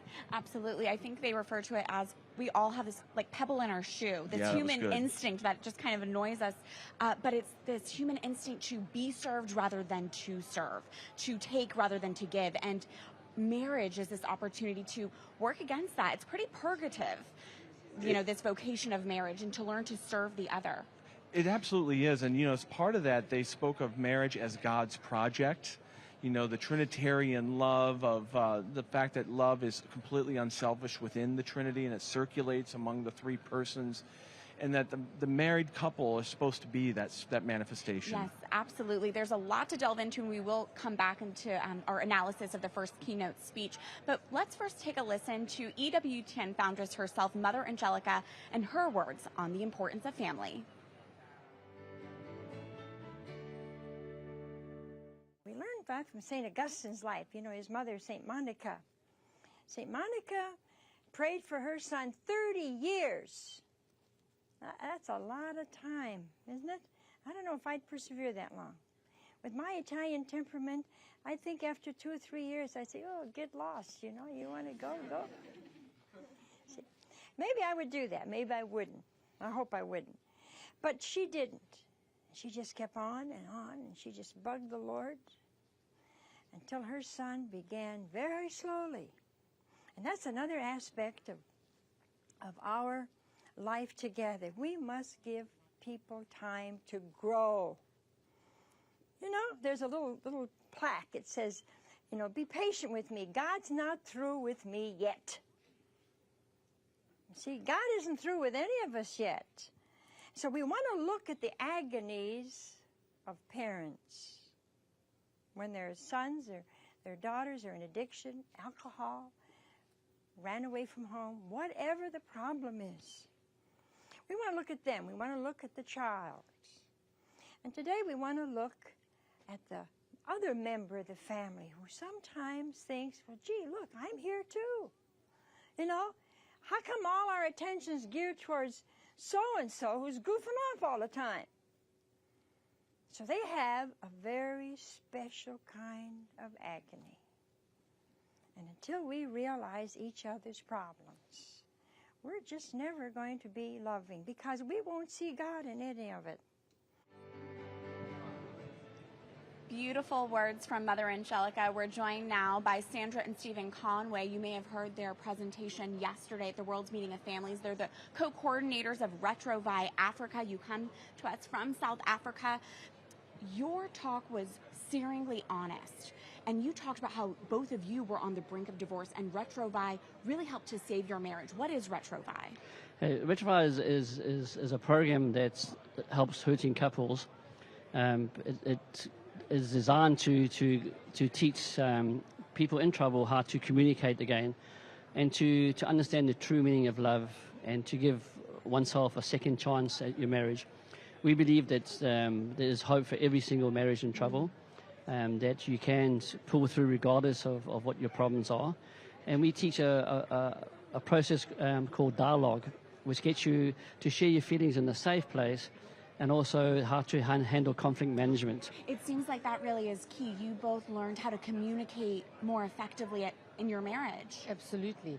We use the example of we move from the head, where you think everything, you think about yourself, you worry about your own problems, and Retrovi teaches you to move to the heart.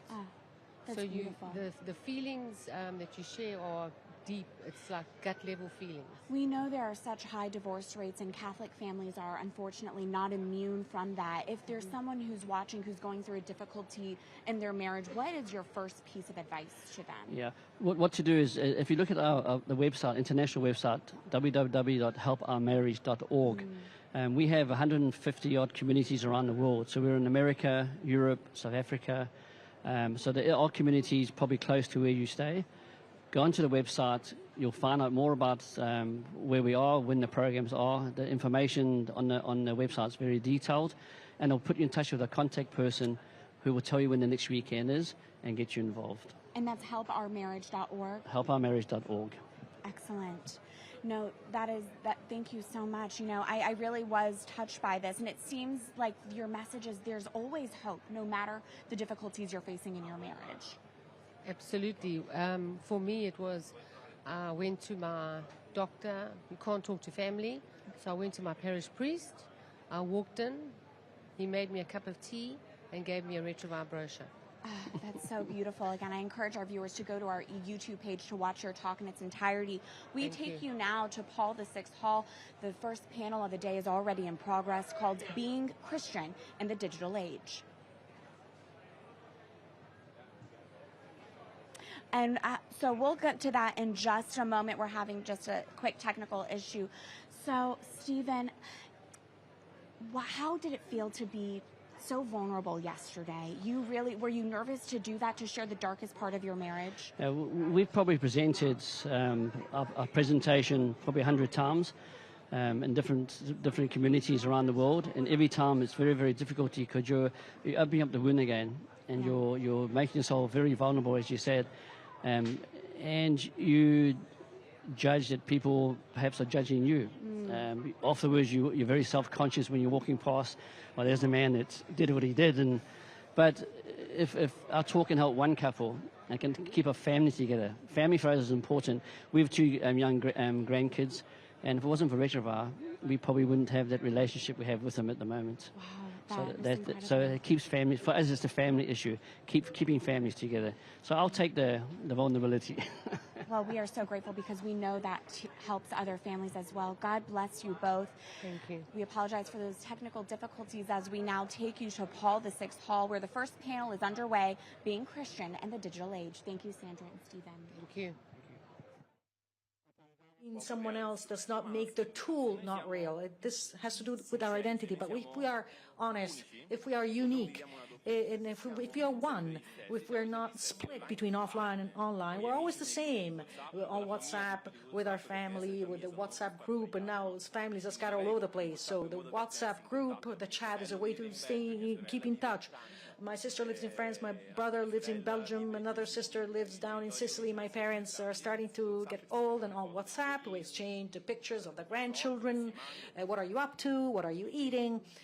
And so to wrap up, basically, before introducing our speakers, I wanted to refer to a sentence of the 45th day of the 45th day of social communications, which refers to really being Christians in the digital era, what it means. And the sentence is the following: there is a Christian style of presence also in the digital world. It is expressed in a form of communication that is honest and open, that's responsible and respectful of other people. I believe that that's all we need to say, pretty much. But now, I would like to ask our first speakers to take the floor. Sandrine di come centrare la famiglia in Cristo. Sorry, I lost the page. Sandrine and Guillaume Debord, they're in charge of the Cana mission of the Chemin Neuf Association in Canada. They have 3 children. Their aim is that of strengthening couples and families and strengthening these relations so that they can last longer and bear fruit and deepen their marriage vocation. And then to reach out to couples in our contemporary life, think about the pandemic and everything. They developed a number of online initiatives. They're really nice, and you will check them out and you will like them. And this is a way to invite the Lord to take part in our lives, in the dialogues that we establish.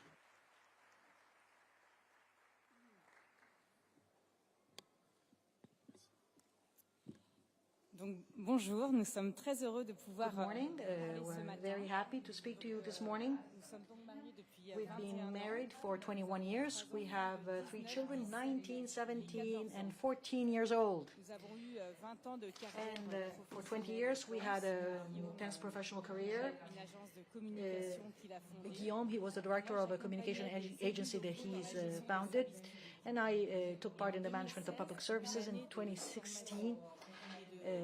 We went through a year of discernment in Spain, and this allowed us to answer a call to provide our services on a full time to the Cana mission of the Chemin Neuf organization. So the Cana mission is found in 50 countries all over the world, and is addressed to families and couples so that they can take some time to deepen their relationship in order to basically love each other like Christ loved them. Et d'usage grandissant du numérique. In this digital age, we have developed some online tools for families so that they can basically be helped in their daily lives. And these digital proposals allow couples to grow in dialogue and invite the Lord into their lives. Last year, for our 20th wedding anniversary, we brought out the old VHS tapes to show our children our wedding mass. We had chosen to get married at Pentecost to place our union under the aegis of the Holy Spirit. And the priest who married us was prophetic in telling us in the homily. He said that if we let the Holy Spirit breathe on our union, the Lord would lead us beyond our wildest imagination to reach incredible goals. And here we are 20 years later, and today in the Paul VI Hall during the World Family Days, and probably he was right, I would say. And we have chosen to evoke the Holy Spirit from the beginning of the speech because it is the Holy Spirit who has guided all the proposals and all the initiatives that we have developed over the past 2 years. And in June 2020, we were called by the Chemin Neuf community to take responsibility for the Cana mission in France. For 40 years, Cana has been organizing weekends and also retreats for couples and families in the houses of the community, and also there's specific paths that are experienced in parishes. When we arrived in this mission, inspired by the Holy Spirit, we had the strong conviction that it was becoming urgent to reach families on the digital continent so that they could live an experience of dialogue directly at home in their daily life, basically sitting on their couch. And we wanted to help families bring Christ into the heart of these tiny domestic churches. As in the Gospel of Zacchaeus, in Luke 19:5, we heard Jesus say to each family, "Today I must stay in your house." Our personal experience as a couple shows us that the quality of relationships within the family is intimately linked to the unity of the parent couple. In 20 years of marriage, it has been absolutely vital for our family that we put our marital relationships first and take special care of it. In the Apostolic Exhortation Amoris Laetitia, Pope Francis emphasizes the importance of dialogue and listening in the couple through quality times. We heard this earlier. And together we can read paragraph 224 of the Apostolic Exhortation. Love needs available in free time, which puts other things in the background. It takes time to talk, to kiss without haste, to share plans, to listen, to look at each other, to value each other, to strengthen the relationship. Sometimes the problem is the hectic pace of society or the schedules imposed by work commitments. Other times, the problem is that the time spent together is not quality time. We're only sharing physical space, but we're really not paying attention to each other.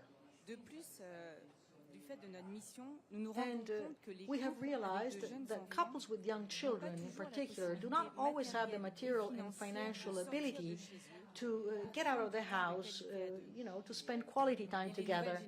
Moreover, the younger generations are very attracted to series and these short videos that basically are then streamed online back to back. And based on this observation, and this was confirmed by the lockdown situation for COVID-19 in the fall of 2020, we decided with the Cana team to launch a series of digital evenings to reach couples directly sitting on their couches. They could no longer go out, and therefore they were available. They had enough time to sit together in the presence of the Lord and to share and thus deepen their relationship as a couple. The home is the first place where our life as a couple and as a family develops, and this says a lot about us. It is the proper place for our couple, a place of joy, of sharing, of listening, of comfort, of daily service, of life with our children. And this is why we have chosen as themes for these evenings the rooms of the house. The rooms of the house allow us to start from very daily and tangible topics that couples discuss and deal with every day, and to bring them to an in-depth exchange on this afterwards. For example, the evening dedicated to the living room gave us the opportunity to talk as a couple about the balance between our different activities, how we relax as a couple. The bathroom evening allowed us to meet in front of our mirror to talk about our relationship with our body and the image that we give of ourselves. The bedroom allowed us to exchange our views on our intimacy as a couple and with the Lord. Each Friday, we suggested a live evening on the internet for 6 weeks. Each evening had the same format. It was 1 hour, let's say, events, and we basically provided to couples 15 minutes of teaching testimony from a couple, then 30 minutes of sharing in pairs on the basis of questions, and then we ended with a time of prayer together, live, to entrust our married life to the Lord. These evenings, by the way, are still available on our YouTube channel. And every Friday we had several hundred couples watching us live. Other couples used instead the recorded sessions to experience this time of exchange at the best time for them. And very quickly, this initiative was deployed in other countries by the Cana Mission. Evenings of this kind were also provided and organized in English-speaking countries, in Spain, in Lebanon, and even in Hong Kong. So, based on this experience, we were encouraged to develop other online initiatives to reach out to the entire family, especially children. And thus we have developed an online Advent calendar to bring to life each day a proposal for the family. Here again, the idea was to allow dialogue to grow and invite the Lord into the heart of the home. The activities that we suggested were very diversified, and they were addressed to very young children as well as teenagers. Of course, we enlisted the help of our own children, especially our youngest daughter, Félicie, who is here, who is 13 years old, to help us build this calendar. And this calendar each day included a biblical reference, and a different activity was suggested, either of a spiritual nature, like taking time to pray together as a family, or instead the activities were focused on the growth of the relationships between different family members. One day, for instance, we asked everyone to write a compliment or something nice about other family members and put it on their pillow before they went to bed. Or we had also more playful activities that were planned, both free time or specific activities. For example, we provided recipes to prepare together as a family. Registration was done online, and the families received each week, on their smartphone, these proposals to live together within their family. And receiving the proposal to live as a family every day on Instagram was an attractive tool for our teens that made it easier for them to get involved in this process. The paradox of this initiative is that this Advent calendar allowed us to reach families via the internet, but that the proposed activities were aimed at getting away from the internet, basically, to experience free and quality time with the family. Nearly 3,000 families in France signed up for this calendar and were able to spend time together, basically, around the nativity scene in a way. And this digital calendar was a gateway for Christ to join these families in their daily lives and thus prepare their hearts for the Feast of the Nativity. But based on these experiences for Lent 2022, we suggested a 7-week path or journey that allowed couples to take a step closer to the Lord by accompanying them towards the joy of the resurrection. Registered couples received weekly via digital tools, WhatsApp, Instagram, emails. They were proposals that they could live in their home. The Lenten journey as a couple included a short introductory video clip dedicated to the topic of the week, a guided prayer podcast, and also a proposal to live a moment of dialogue in truth as a couple. During these different weeks, we were able to allow couples to address the following topics: coming back to the source of love, listening to your spouse and the Lord, forgiveness and mercy, taking care of each other as the Lord takes care of each and every one of us, and then following Christ as disciples. After this video series on the rooms of the house that basically were focused on everyday topics, we wanted to help couples become more grounded in the love of Christ for the sake of their family. We have learned several lessons from these different experiences in using digital tools that we would like to share with you as a conclusion. First of all, we need to adapt basically to the codes, these new codes of the world to reach to these families, thinking about digital tools. If we want to convey the message of the gospel on the web, we must be attentive to form as well as substance. And my experience in the field of communication was very helpful to develop these videos and also thinking about the graphic layout. Nowadays, young people are used to a high level of quality, thinking about the videos that we made for YouTube. And we have to be very demanding. We think about the quality of our online offering if we want to be audible. The sound, the quality of the images, and also kind of the upbeat rhythm of the videos. For instance, the podcasts of the Lenten journey were less listened to than the teachings because we were less used to this medium and the quality was not completely up to par. And in order to ensure the quality of live broadcasting, we quickly equipped ourselves with professional equipment. Many tutorials are available online to train people and choose the right equipment for this, so don't be afraid. You just have to be daring. And, of course, purchasing high-tech equipment can be costly. So do not hesitate to appeal to the generosity of other people to fund this type of project. We had the opportunity to experience the Lord's providence in this domain, as has been the case in other domains.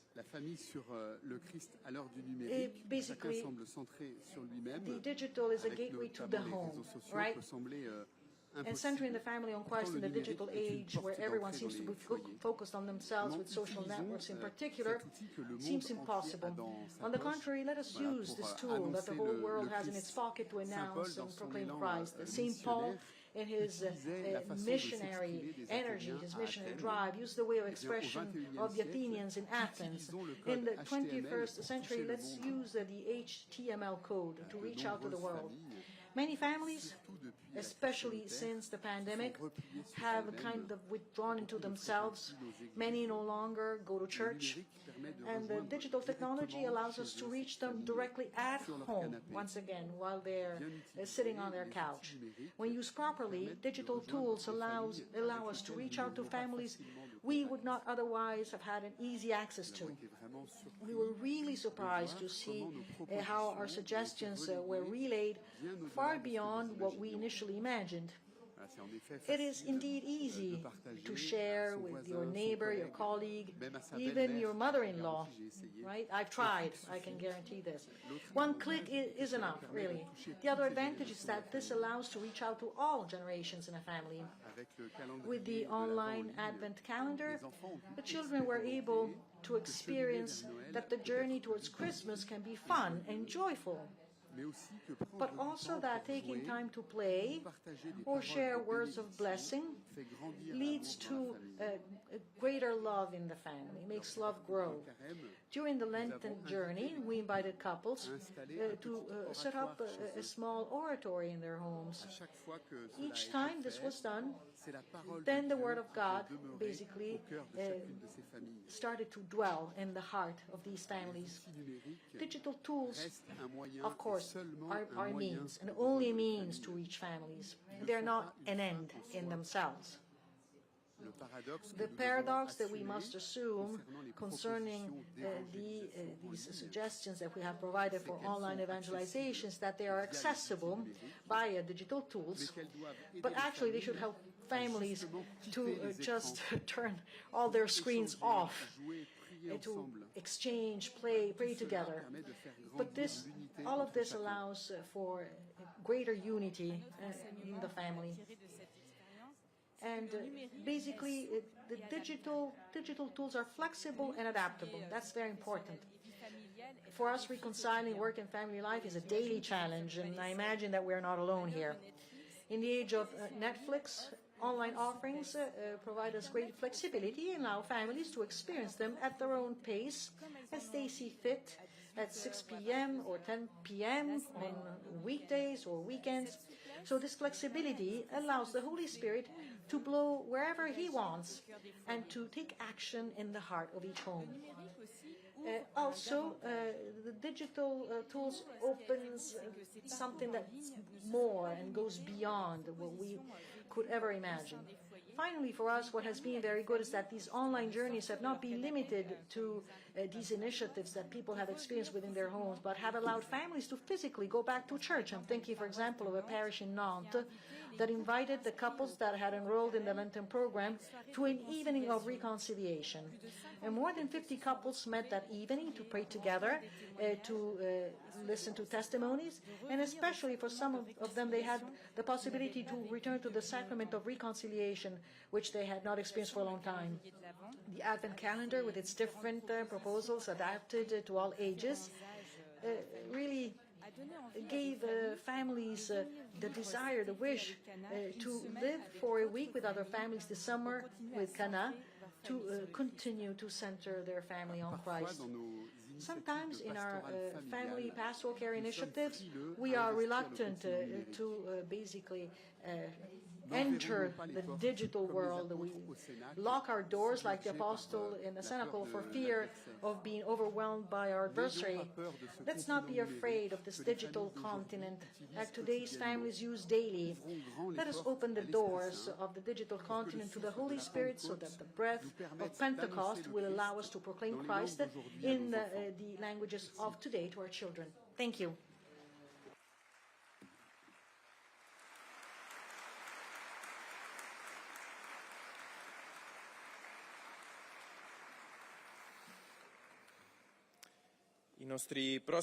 Next panelists are Massimo and Patrizia Palone.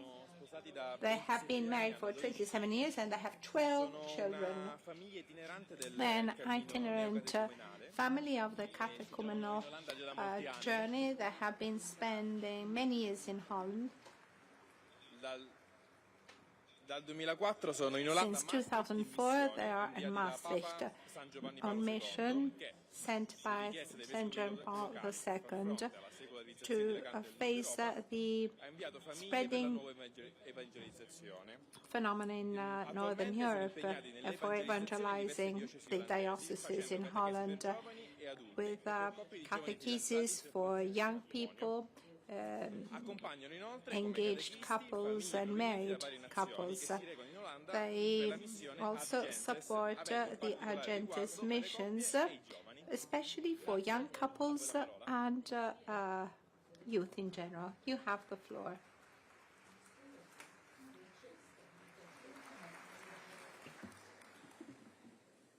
Buongiorno a tutti. Good day. We would like to greet the bishops, eminences, excellencies, brothers and sisters. We have been asked to talk on the transmission of faith to the youth of today, and this is based on our personal experience. We really thank you very much for giving this opportunity, especially to give glory to God. We are Massimo and Patrizia Palone from a neo-catechumenal community in Rome. We are itinerant missionaries in Holland, and we have been there for 18 years. Our parents are also living in the community, and through their experience, they have passed on their faith to us. So we can talk about our experience as children who have received the faith from their parents, and as parents of 12 children who are here with us and greet you and thank you.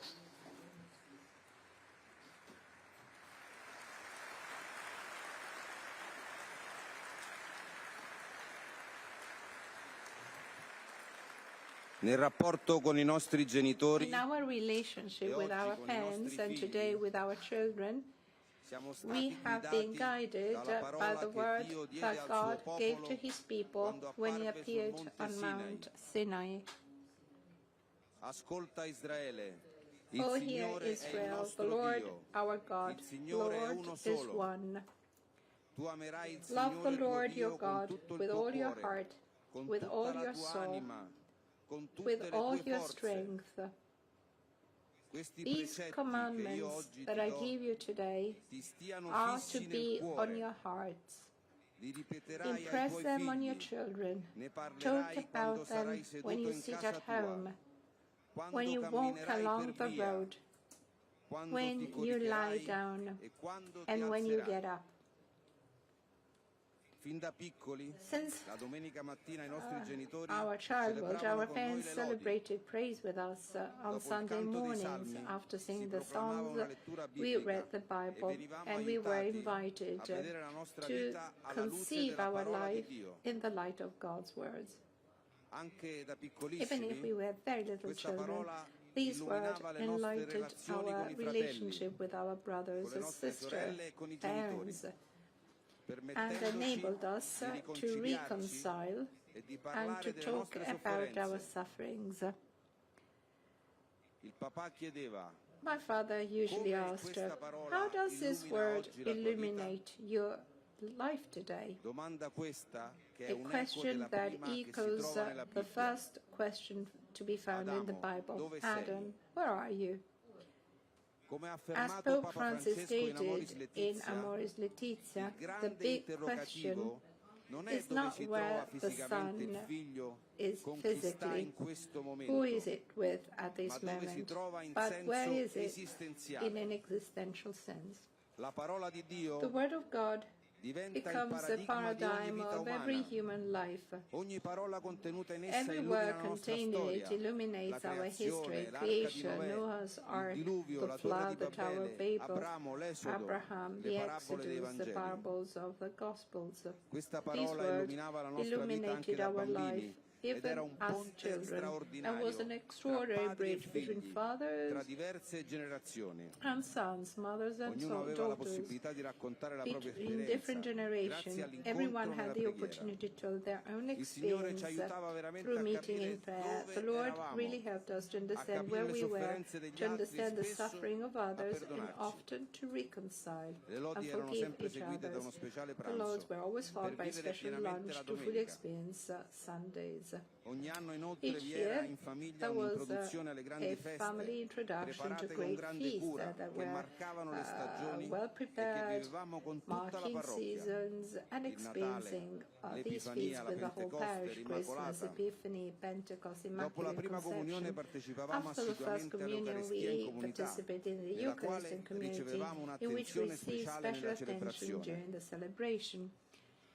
Such Eucharist experienced in the parish after the first Vespers on Sundays gradually took us away from the sins of Saturday night, which lead young people away from Christ. At the center of it, there was the Holy Vigil of Easter, to which we had been initiated and looked forward to. Thus we were gradually introduced into the faith life of the Church, while in our teens we joined, along with other youth and adults, the parish community to continue Christian initiation. We also periodically participated in pilgrimages and World Youth Days, in which we were helped to reflect deeply about our vocation and received the word of the Holy Father. These meetings made our love for the Pope and for the whole Church grow in us. Gradually, over the years, we enjoyed the wonders of Christian life. We were said that at the center of the family there are three altars. The first is the table of the Holy Eucharist, at which Jesus Christ offers the sacrifice of his life and resurrection for our salvation. The second is the nuptial bed, where the sacrament of matrimony is fulfilled in the offering of one another, and the miracle of love, a new life is given. The third is the table where the family gathers to eat, blessing the Lord for his gifts. Thus, each meal becomes a meeting, an encounter, where issues and problems of life are discussed, and where everyone participates and experiences communion. When we got married, we were very young. Massimo was 24 and I was just 20. And although we got married with the best intentions of having a Christian family, during the first years of marriage, we had to face our own weaknesses, which really put our union in danger. It was a difficult situation, but what supported us was the community, made up of ordinary people who, living like us, on a journey of faith, helped us to overcome our crisis by talking to us sincerely and inviting us to become aware of our mistakes. Also, with the coming into contact with the sacraments and the Word of God that illuminated our reality of sin. This was a new start, as in the wedding at Cana. After the wine of falling in love ran out and the loving based on our own efforts, Jesus Christ freely gave us the new and intoxicating wine of forgiveness. We discovered that being open to life is not a burdensome law, but it's liberating us from selfishness. And without this, marriage is not possible. With great surprise, God has given us the power to desire each child He has given us. The Lord has been greater than our sins. And despite our weaknesses, we are here today with our 12 children who are a clear proof and evidence of God's faithfulness to us. Spreading the faith to today's youth is a task of crucial importance that awaits the Church and every baptized person. We live in a society in which God seems to have disappeared from the horizon. The rapid secularization, the loss of sense of God, the plagues of abortion and euthanasia are a daily threat to every man's faith. The devil is there to destroy the family and the young people. The epidemic of internet pornography that today has taken on global dimension, drugs, confusion over gender identity, the Gnostic view that separates a person from his or her body. Pope Francis called the spread of gender theory a war. And he said, and I quote, "Today there is a world war to destroy marriage. But it's not destroyed with weapons. It is destroyed with ideas. It is the ideological colonization that destroys." The time of adolescence and youth is perhaps the most difficult in the formation of a person. It is a time when the great physical, psychic and affective changes occur, when the horizon of social relationship is widening. You enter into high school, you're more independent from your family, you make new friends. And in this very idyllic period, when the relationship with parents becomes more conflictual, that young people must take fundamental decisions that will influence all their life. In the face of this situation, the Holy Spirit has stirred up another experience precisely to help young people in parishes, the post-confirmation experience. So many young people today come from wounded families. An increasing percent of children live with only one parent. The majority because of parental separation, other because of situation outside the wedlock. Faced with the failure of more than 50% of marriages without the support and help of schools, many young people find themselves without any grounding, completely lost in a new post-confirmation experience, which many pastors around the world in communion with their bishops have decided to begin. Small groups of young people are set up that come together with a faith-tested adult family capable of an authentic witness of service to these young teenagers. They are attracted to a Christian family in which they see a living faith. In these groups, young people start reading the Word of God, consider and reflect on commandments as a way of life, rediscover the sacrament of reconciliation, and come into contact with the Christian life of a real family in the flesh.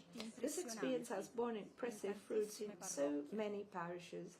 The post-confirmation period, usually characterized by the many young people abandoning their faith, is now turning into blessing from the Lord, because the percentage of young people who continue to attend the parish after confirmation is now very high. Furthermore, the joy of these young people is contagious and becomes a testimony to schoolmates, friends, acquaintances, who in turn ask to be able to experience it by joining the groups. And in this way, many young people who were distant from the church now come closer to it. It is not, however, a method or a technique. No one can give what they have not received first. In the dictatorship of relativism that surrounds us, with its new laws that divert the conscience of so many young people, there is one music that the heart will never stop listening to and recognize as the door to happiness, namely love. For this reason, in the pastoral care of young people, it is very important to have family that give their testimony. Those families who have first received the free love of Christ and the Church, and welcome in that love these wounded young people and present this love to them as something vibrant and relevant. The attractive force of Christianity, in fact, consists entirely in the power of being witnesses. As St. Paul said, contemporary man listens more willingly to witnesses than to teacher, or if he listens to teacher, he does so because they are witnesses. Young people are not totally disinterested in the faith. If they are, it is because they don't see it, because they hate mediocrity and falseness. If we proclaim to them the truth, that they can come out of the bondage of their ego, that they can give themselves completely, they will follow us. Yes, if we prophesy this to young people, that will follow us by the thousands. And so we go back to our original question. How do we transmit the faith to young people today? The Church today is going through a deep crisis, ranging from participation Sunday, precepts, the number of baptism, marriages, sacraments, and the crisis of vocations. It is not, of course, just a matter of numbers, and yet it seems that everything is rapidly collapsing. Faced with this situation, we may be tempted to think that the answer is merely to come up with a program or formula, perhaps based on moralistic exhortations. In order to spread faith around to young people, we need the faith of their parents. We are here not to say that we are good or we found a method, but because our parents have rediscovered a vibrant faith that helped them in their marriage, that they could pass on to us children. And our children are here for the same reason. To rediscover faith, you require a serious itinerary that can develop in each believer the life-giving power of baptism. This is what the Second Vatican Council decided in the Constitution Sacrosanctum Concilium by re-establishing catechumenate for unbaptized adults. The OICA, the document implementing the Council's decision, extended the importance of this decision by stating that catechumenate can be adapted for Christians who have already been baptized but who have not received the necessary baptismal initiation. This historic decision was also presented by the Catechism of the Catholic Church, where it states that by its very nature, infant baptism requires a post-baptismal catechumenate. It is not only a question of post-baptismal instruction, but the necessary development of baptismal grace for the true development of the person. Saint Paul VI in 1974 recognized the fundamental importance of the post-baptism catechumenate, and he said, and I quote, "To live and promote this awakening is what you call a form of after baptism, which will be able to renew in today's Christian communities those effects of maturity and deepening which in the early church were realized in the period of preparation for baptism. You bring it after. Before or after, I would say, is not important. The fact is that you aim for authenticity, fullness, consistency, genuinity, and sincerity in Christian life. And this is a very great merit which consoles us enormously. In face of the tragic crisis of family and young people, it is necessary to rediscover through Christianization the radical nature of the gospel, as was the case of the first Christians in the midst of a pagan world. Thank you.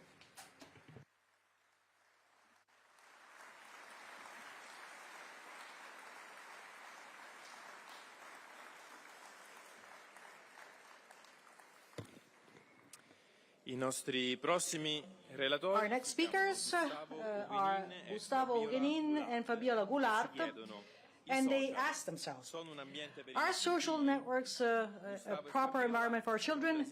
Gustavo and Fabiola are Brazilians and have been married for 6 years.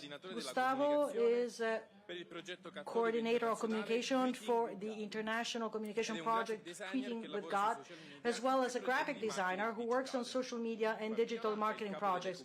Fabiola is the head of communication for the Archdiocese of Florianopolis and a journalist who specializes in religious content. In their current parish, Florianopolis, they work in the pastoral care of communication, catechesis of children and adults, and preparation of couples for the Sacrament of Marriage. Thank you.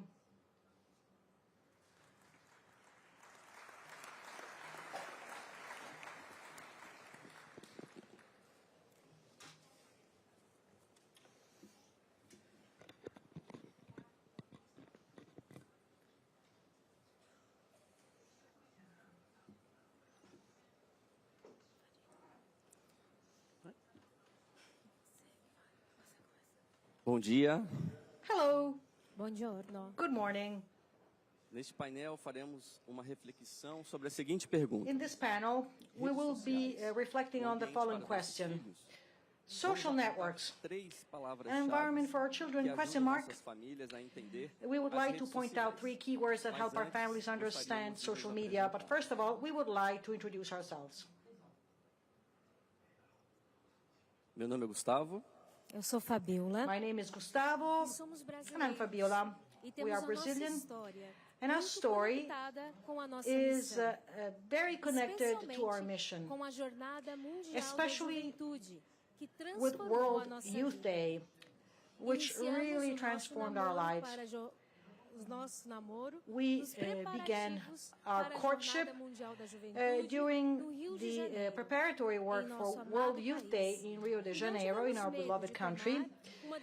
And we were not afraid, really, to make a definitive decision and decided to get married.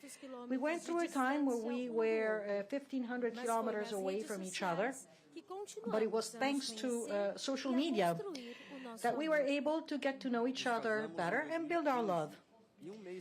We got married in 2015, and a month later, we arrived in Krakow, Poland, where we spent the first year of our marriage as volunteers working for the organization of World Youth Day 2016. And once again, social media brought us closer to family and friends. In 2019, we also had the honor of working on the World Youth Day in Panama. In all these events, we were working in basically the communications sector together with the local organizing committee, coordinating and advising the workers there regarding the role of social media. And this is how we witness millions of interactions where young people become part of the same community, where they rejoice and encourage one another, where there is fraternity and communion. It was beautiful to see so many young people from different cultures and languages really manifesting the face of Christ in the digital world. We saw hope for these new connected generations. But who are these young people today who dwell in these social media? We can call them digital natives or chat generation or hyper-connected generation. If you have children in this age group, it is quite likely that they live together basically on social media, right? Your kids are not watching TV anymore because they want to watch online videos. Your kids perhaps may not leave the house too much because they feel full of friends nonetheless. Your kids join new platforms that you may not even understand yet. Does this ring a bell? Does this happen in your families too? Those who understand networks as media, such as television, movies, or newspapers or magazines, are wrong, because the internet is not a tool. It is an environment. It is an environment where we hang out with other people, we relate to each other, called by John Paul II as the first Areopagus of modern age. Cyberspace has fundamentally changed the way young people spend their time, share information, and talk to each other. This has led to widespread concern about its potential negative impact. The potential risks of social media include exposure to harmful or inappropriate content such as sex, drugs, violence, exposure to dangerous people, cyberbullying, and this is a contributing risk factor for depression and suicide, excessive sharing of personal data, exposure to excessive advertising, privacy-related concerns, identity theft, and interference with our quality of life. And on top of that, social media can hinder communication in and between families when they become a way to subtract from listening, to isolate oneself despite physical presence, to saturate every moment with silence and waiting. However, the important contribution that social media bring is undeniable. And your children can stay connected to family and friends. They can meet new friends with common interests. They can find a community and support for specific activities, such as living their faith, for instance, or improve also the grades in school. They can also express themselves. We all have a fundamental desire to connect with other people. Your children want to feel that they're part of something. They want to feel part of a community. They want to be with their friends, and in this way they discover who they are. In Fratelli Tutti, we see that the internet in particular offers immense possibilities for encounter and solidarity. This is something truly good. It is a gift from God. We believe that the Church has given us the answer for discernment in family through three key words: identity, dialogue, and witness. So the first key word is identity. The world is constantly changing, but somehow it is always the same. Who are we in this world that is being conveyed to us by social media? Technology can change many things in our behavior, but it does not change our hearts. Social media or digital networks are nothing more than extensions of our own lives. They show who we really are, and they are made up of people. When we are online, A little of who we are is being shared. Já alertava para o perigo da falta de Pope Benedict autenticidade no XVI was ambiente already online. warning us about the danger of a lack of authenticity in the digital environment, especially among young people, with all their anxieties, contradictions, and creativity that are proper to those who open themselves up with enthusiasm and curiosity to new life experiences. In his message for World Communications Day in 2011, Pope Benedict stated as follows: their ever greater involvement in the public digital forum created by the so-called social networks helps to establish new forms of interpersonal relations, influences self-awareness, and therefore inevitably poses questions not only of how to act properly, but also about the authenticity of one's own being. In the search for sharing for friends, there is the challenge to be authentic and faithful, and not give in to the illusion of constructing an artificial public profile for oneself. End of quote.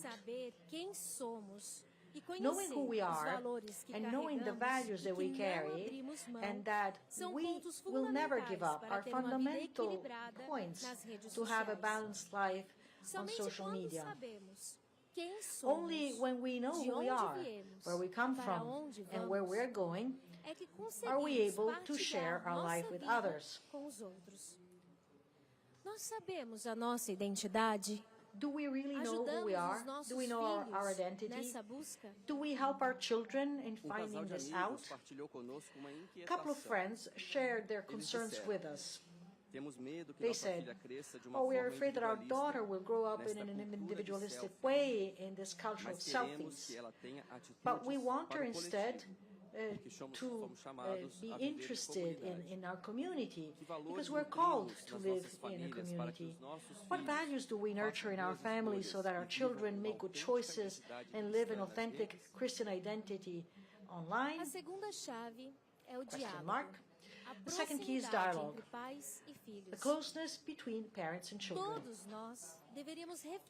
We should all be thinking about the way we use our social media and encourage dialogue. But first of all, we need to understand what drives our children to be active in this environment. What are they looking for? Why are they on social media? What do they feel? And how do they feel in this particular environment? For any youngster, surfing the internet or accessing social media seems to come naturally. They seem to be born already knowing how to use these resources. Even babies can browse videos and choose what they want to watch. However, knowing how to use the digital world or the digital networks does not mean knowing how to interpret them. If social networks are made up of people, the life experience of parents can help their children in discerning relationships in the digital environment. On the other hand, children, too, can help their parents understand the logic of digital networks and include them in their online lives. Both can learn from each other, and this is why parents and older people need to find ways to engage in dialogue with each other. It is necessary to understand the world of these teenagers, to know how to listen to them, to build bridges of dialogue. After all, parents want to keep an eye on their children's activity and the time they spend online, right? And this is a good thing. It is an instinct of care and protection. Some use parental control. That's a feature that's available on some platforms to restrict their children's access. However, as soon as a new network comes up, they are already on it. And if the parent is not open to dialogue, they may only learn about this new digital environment after a while.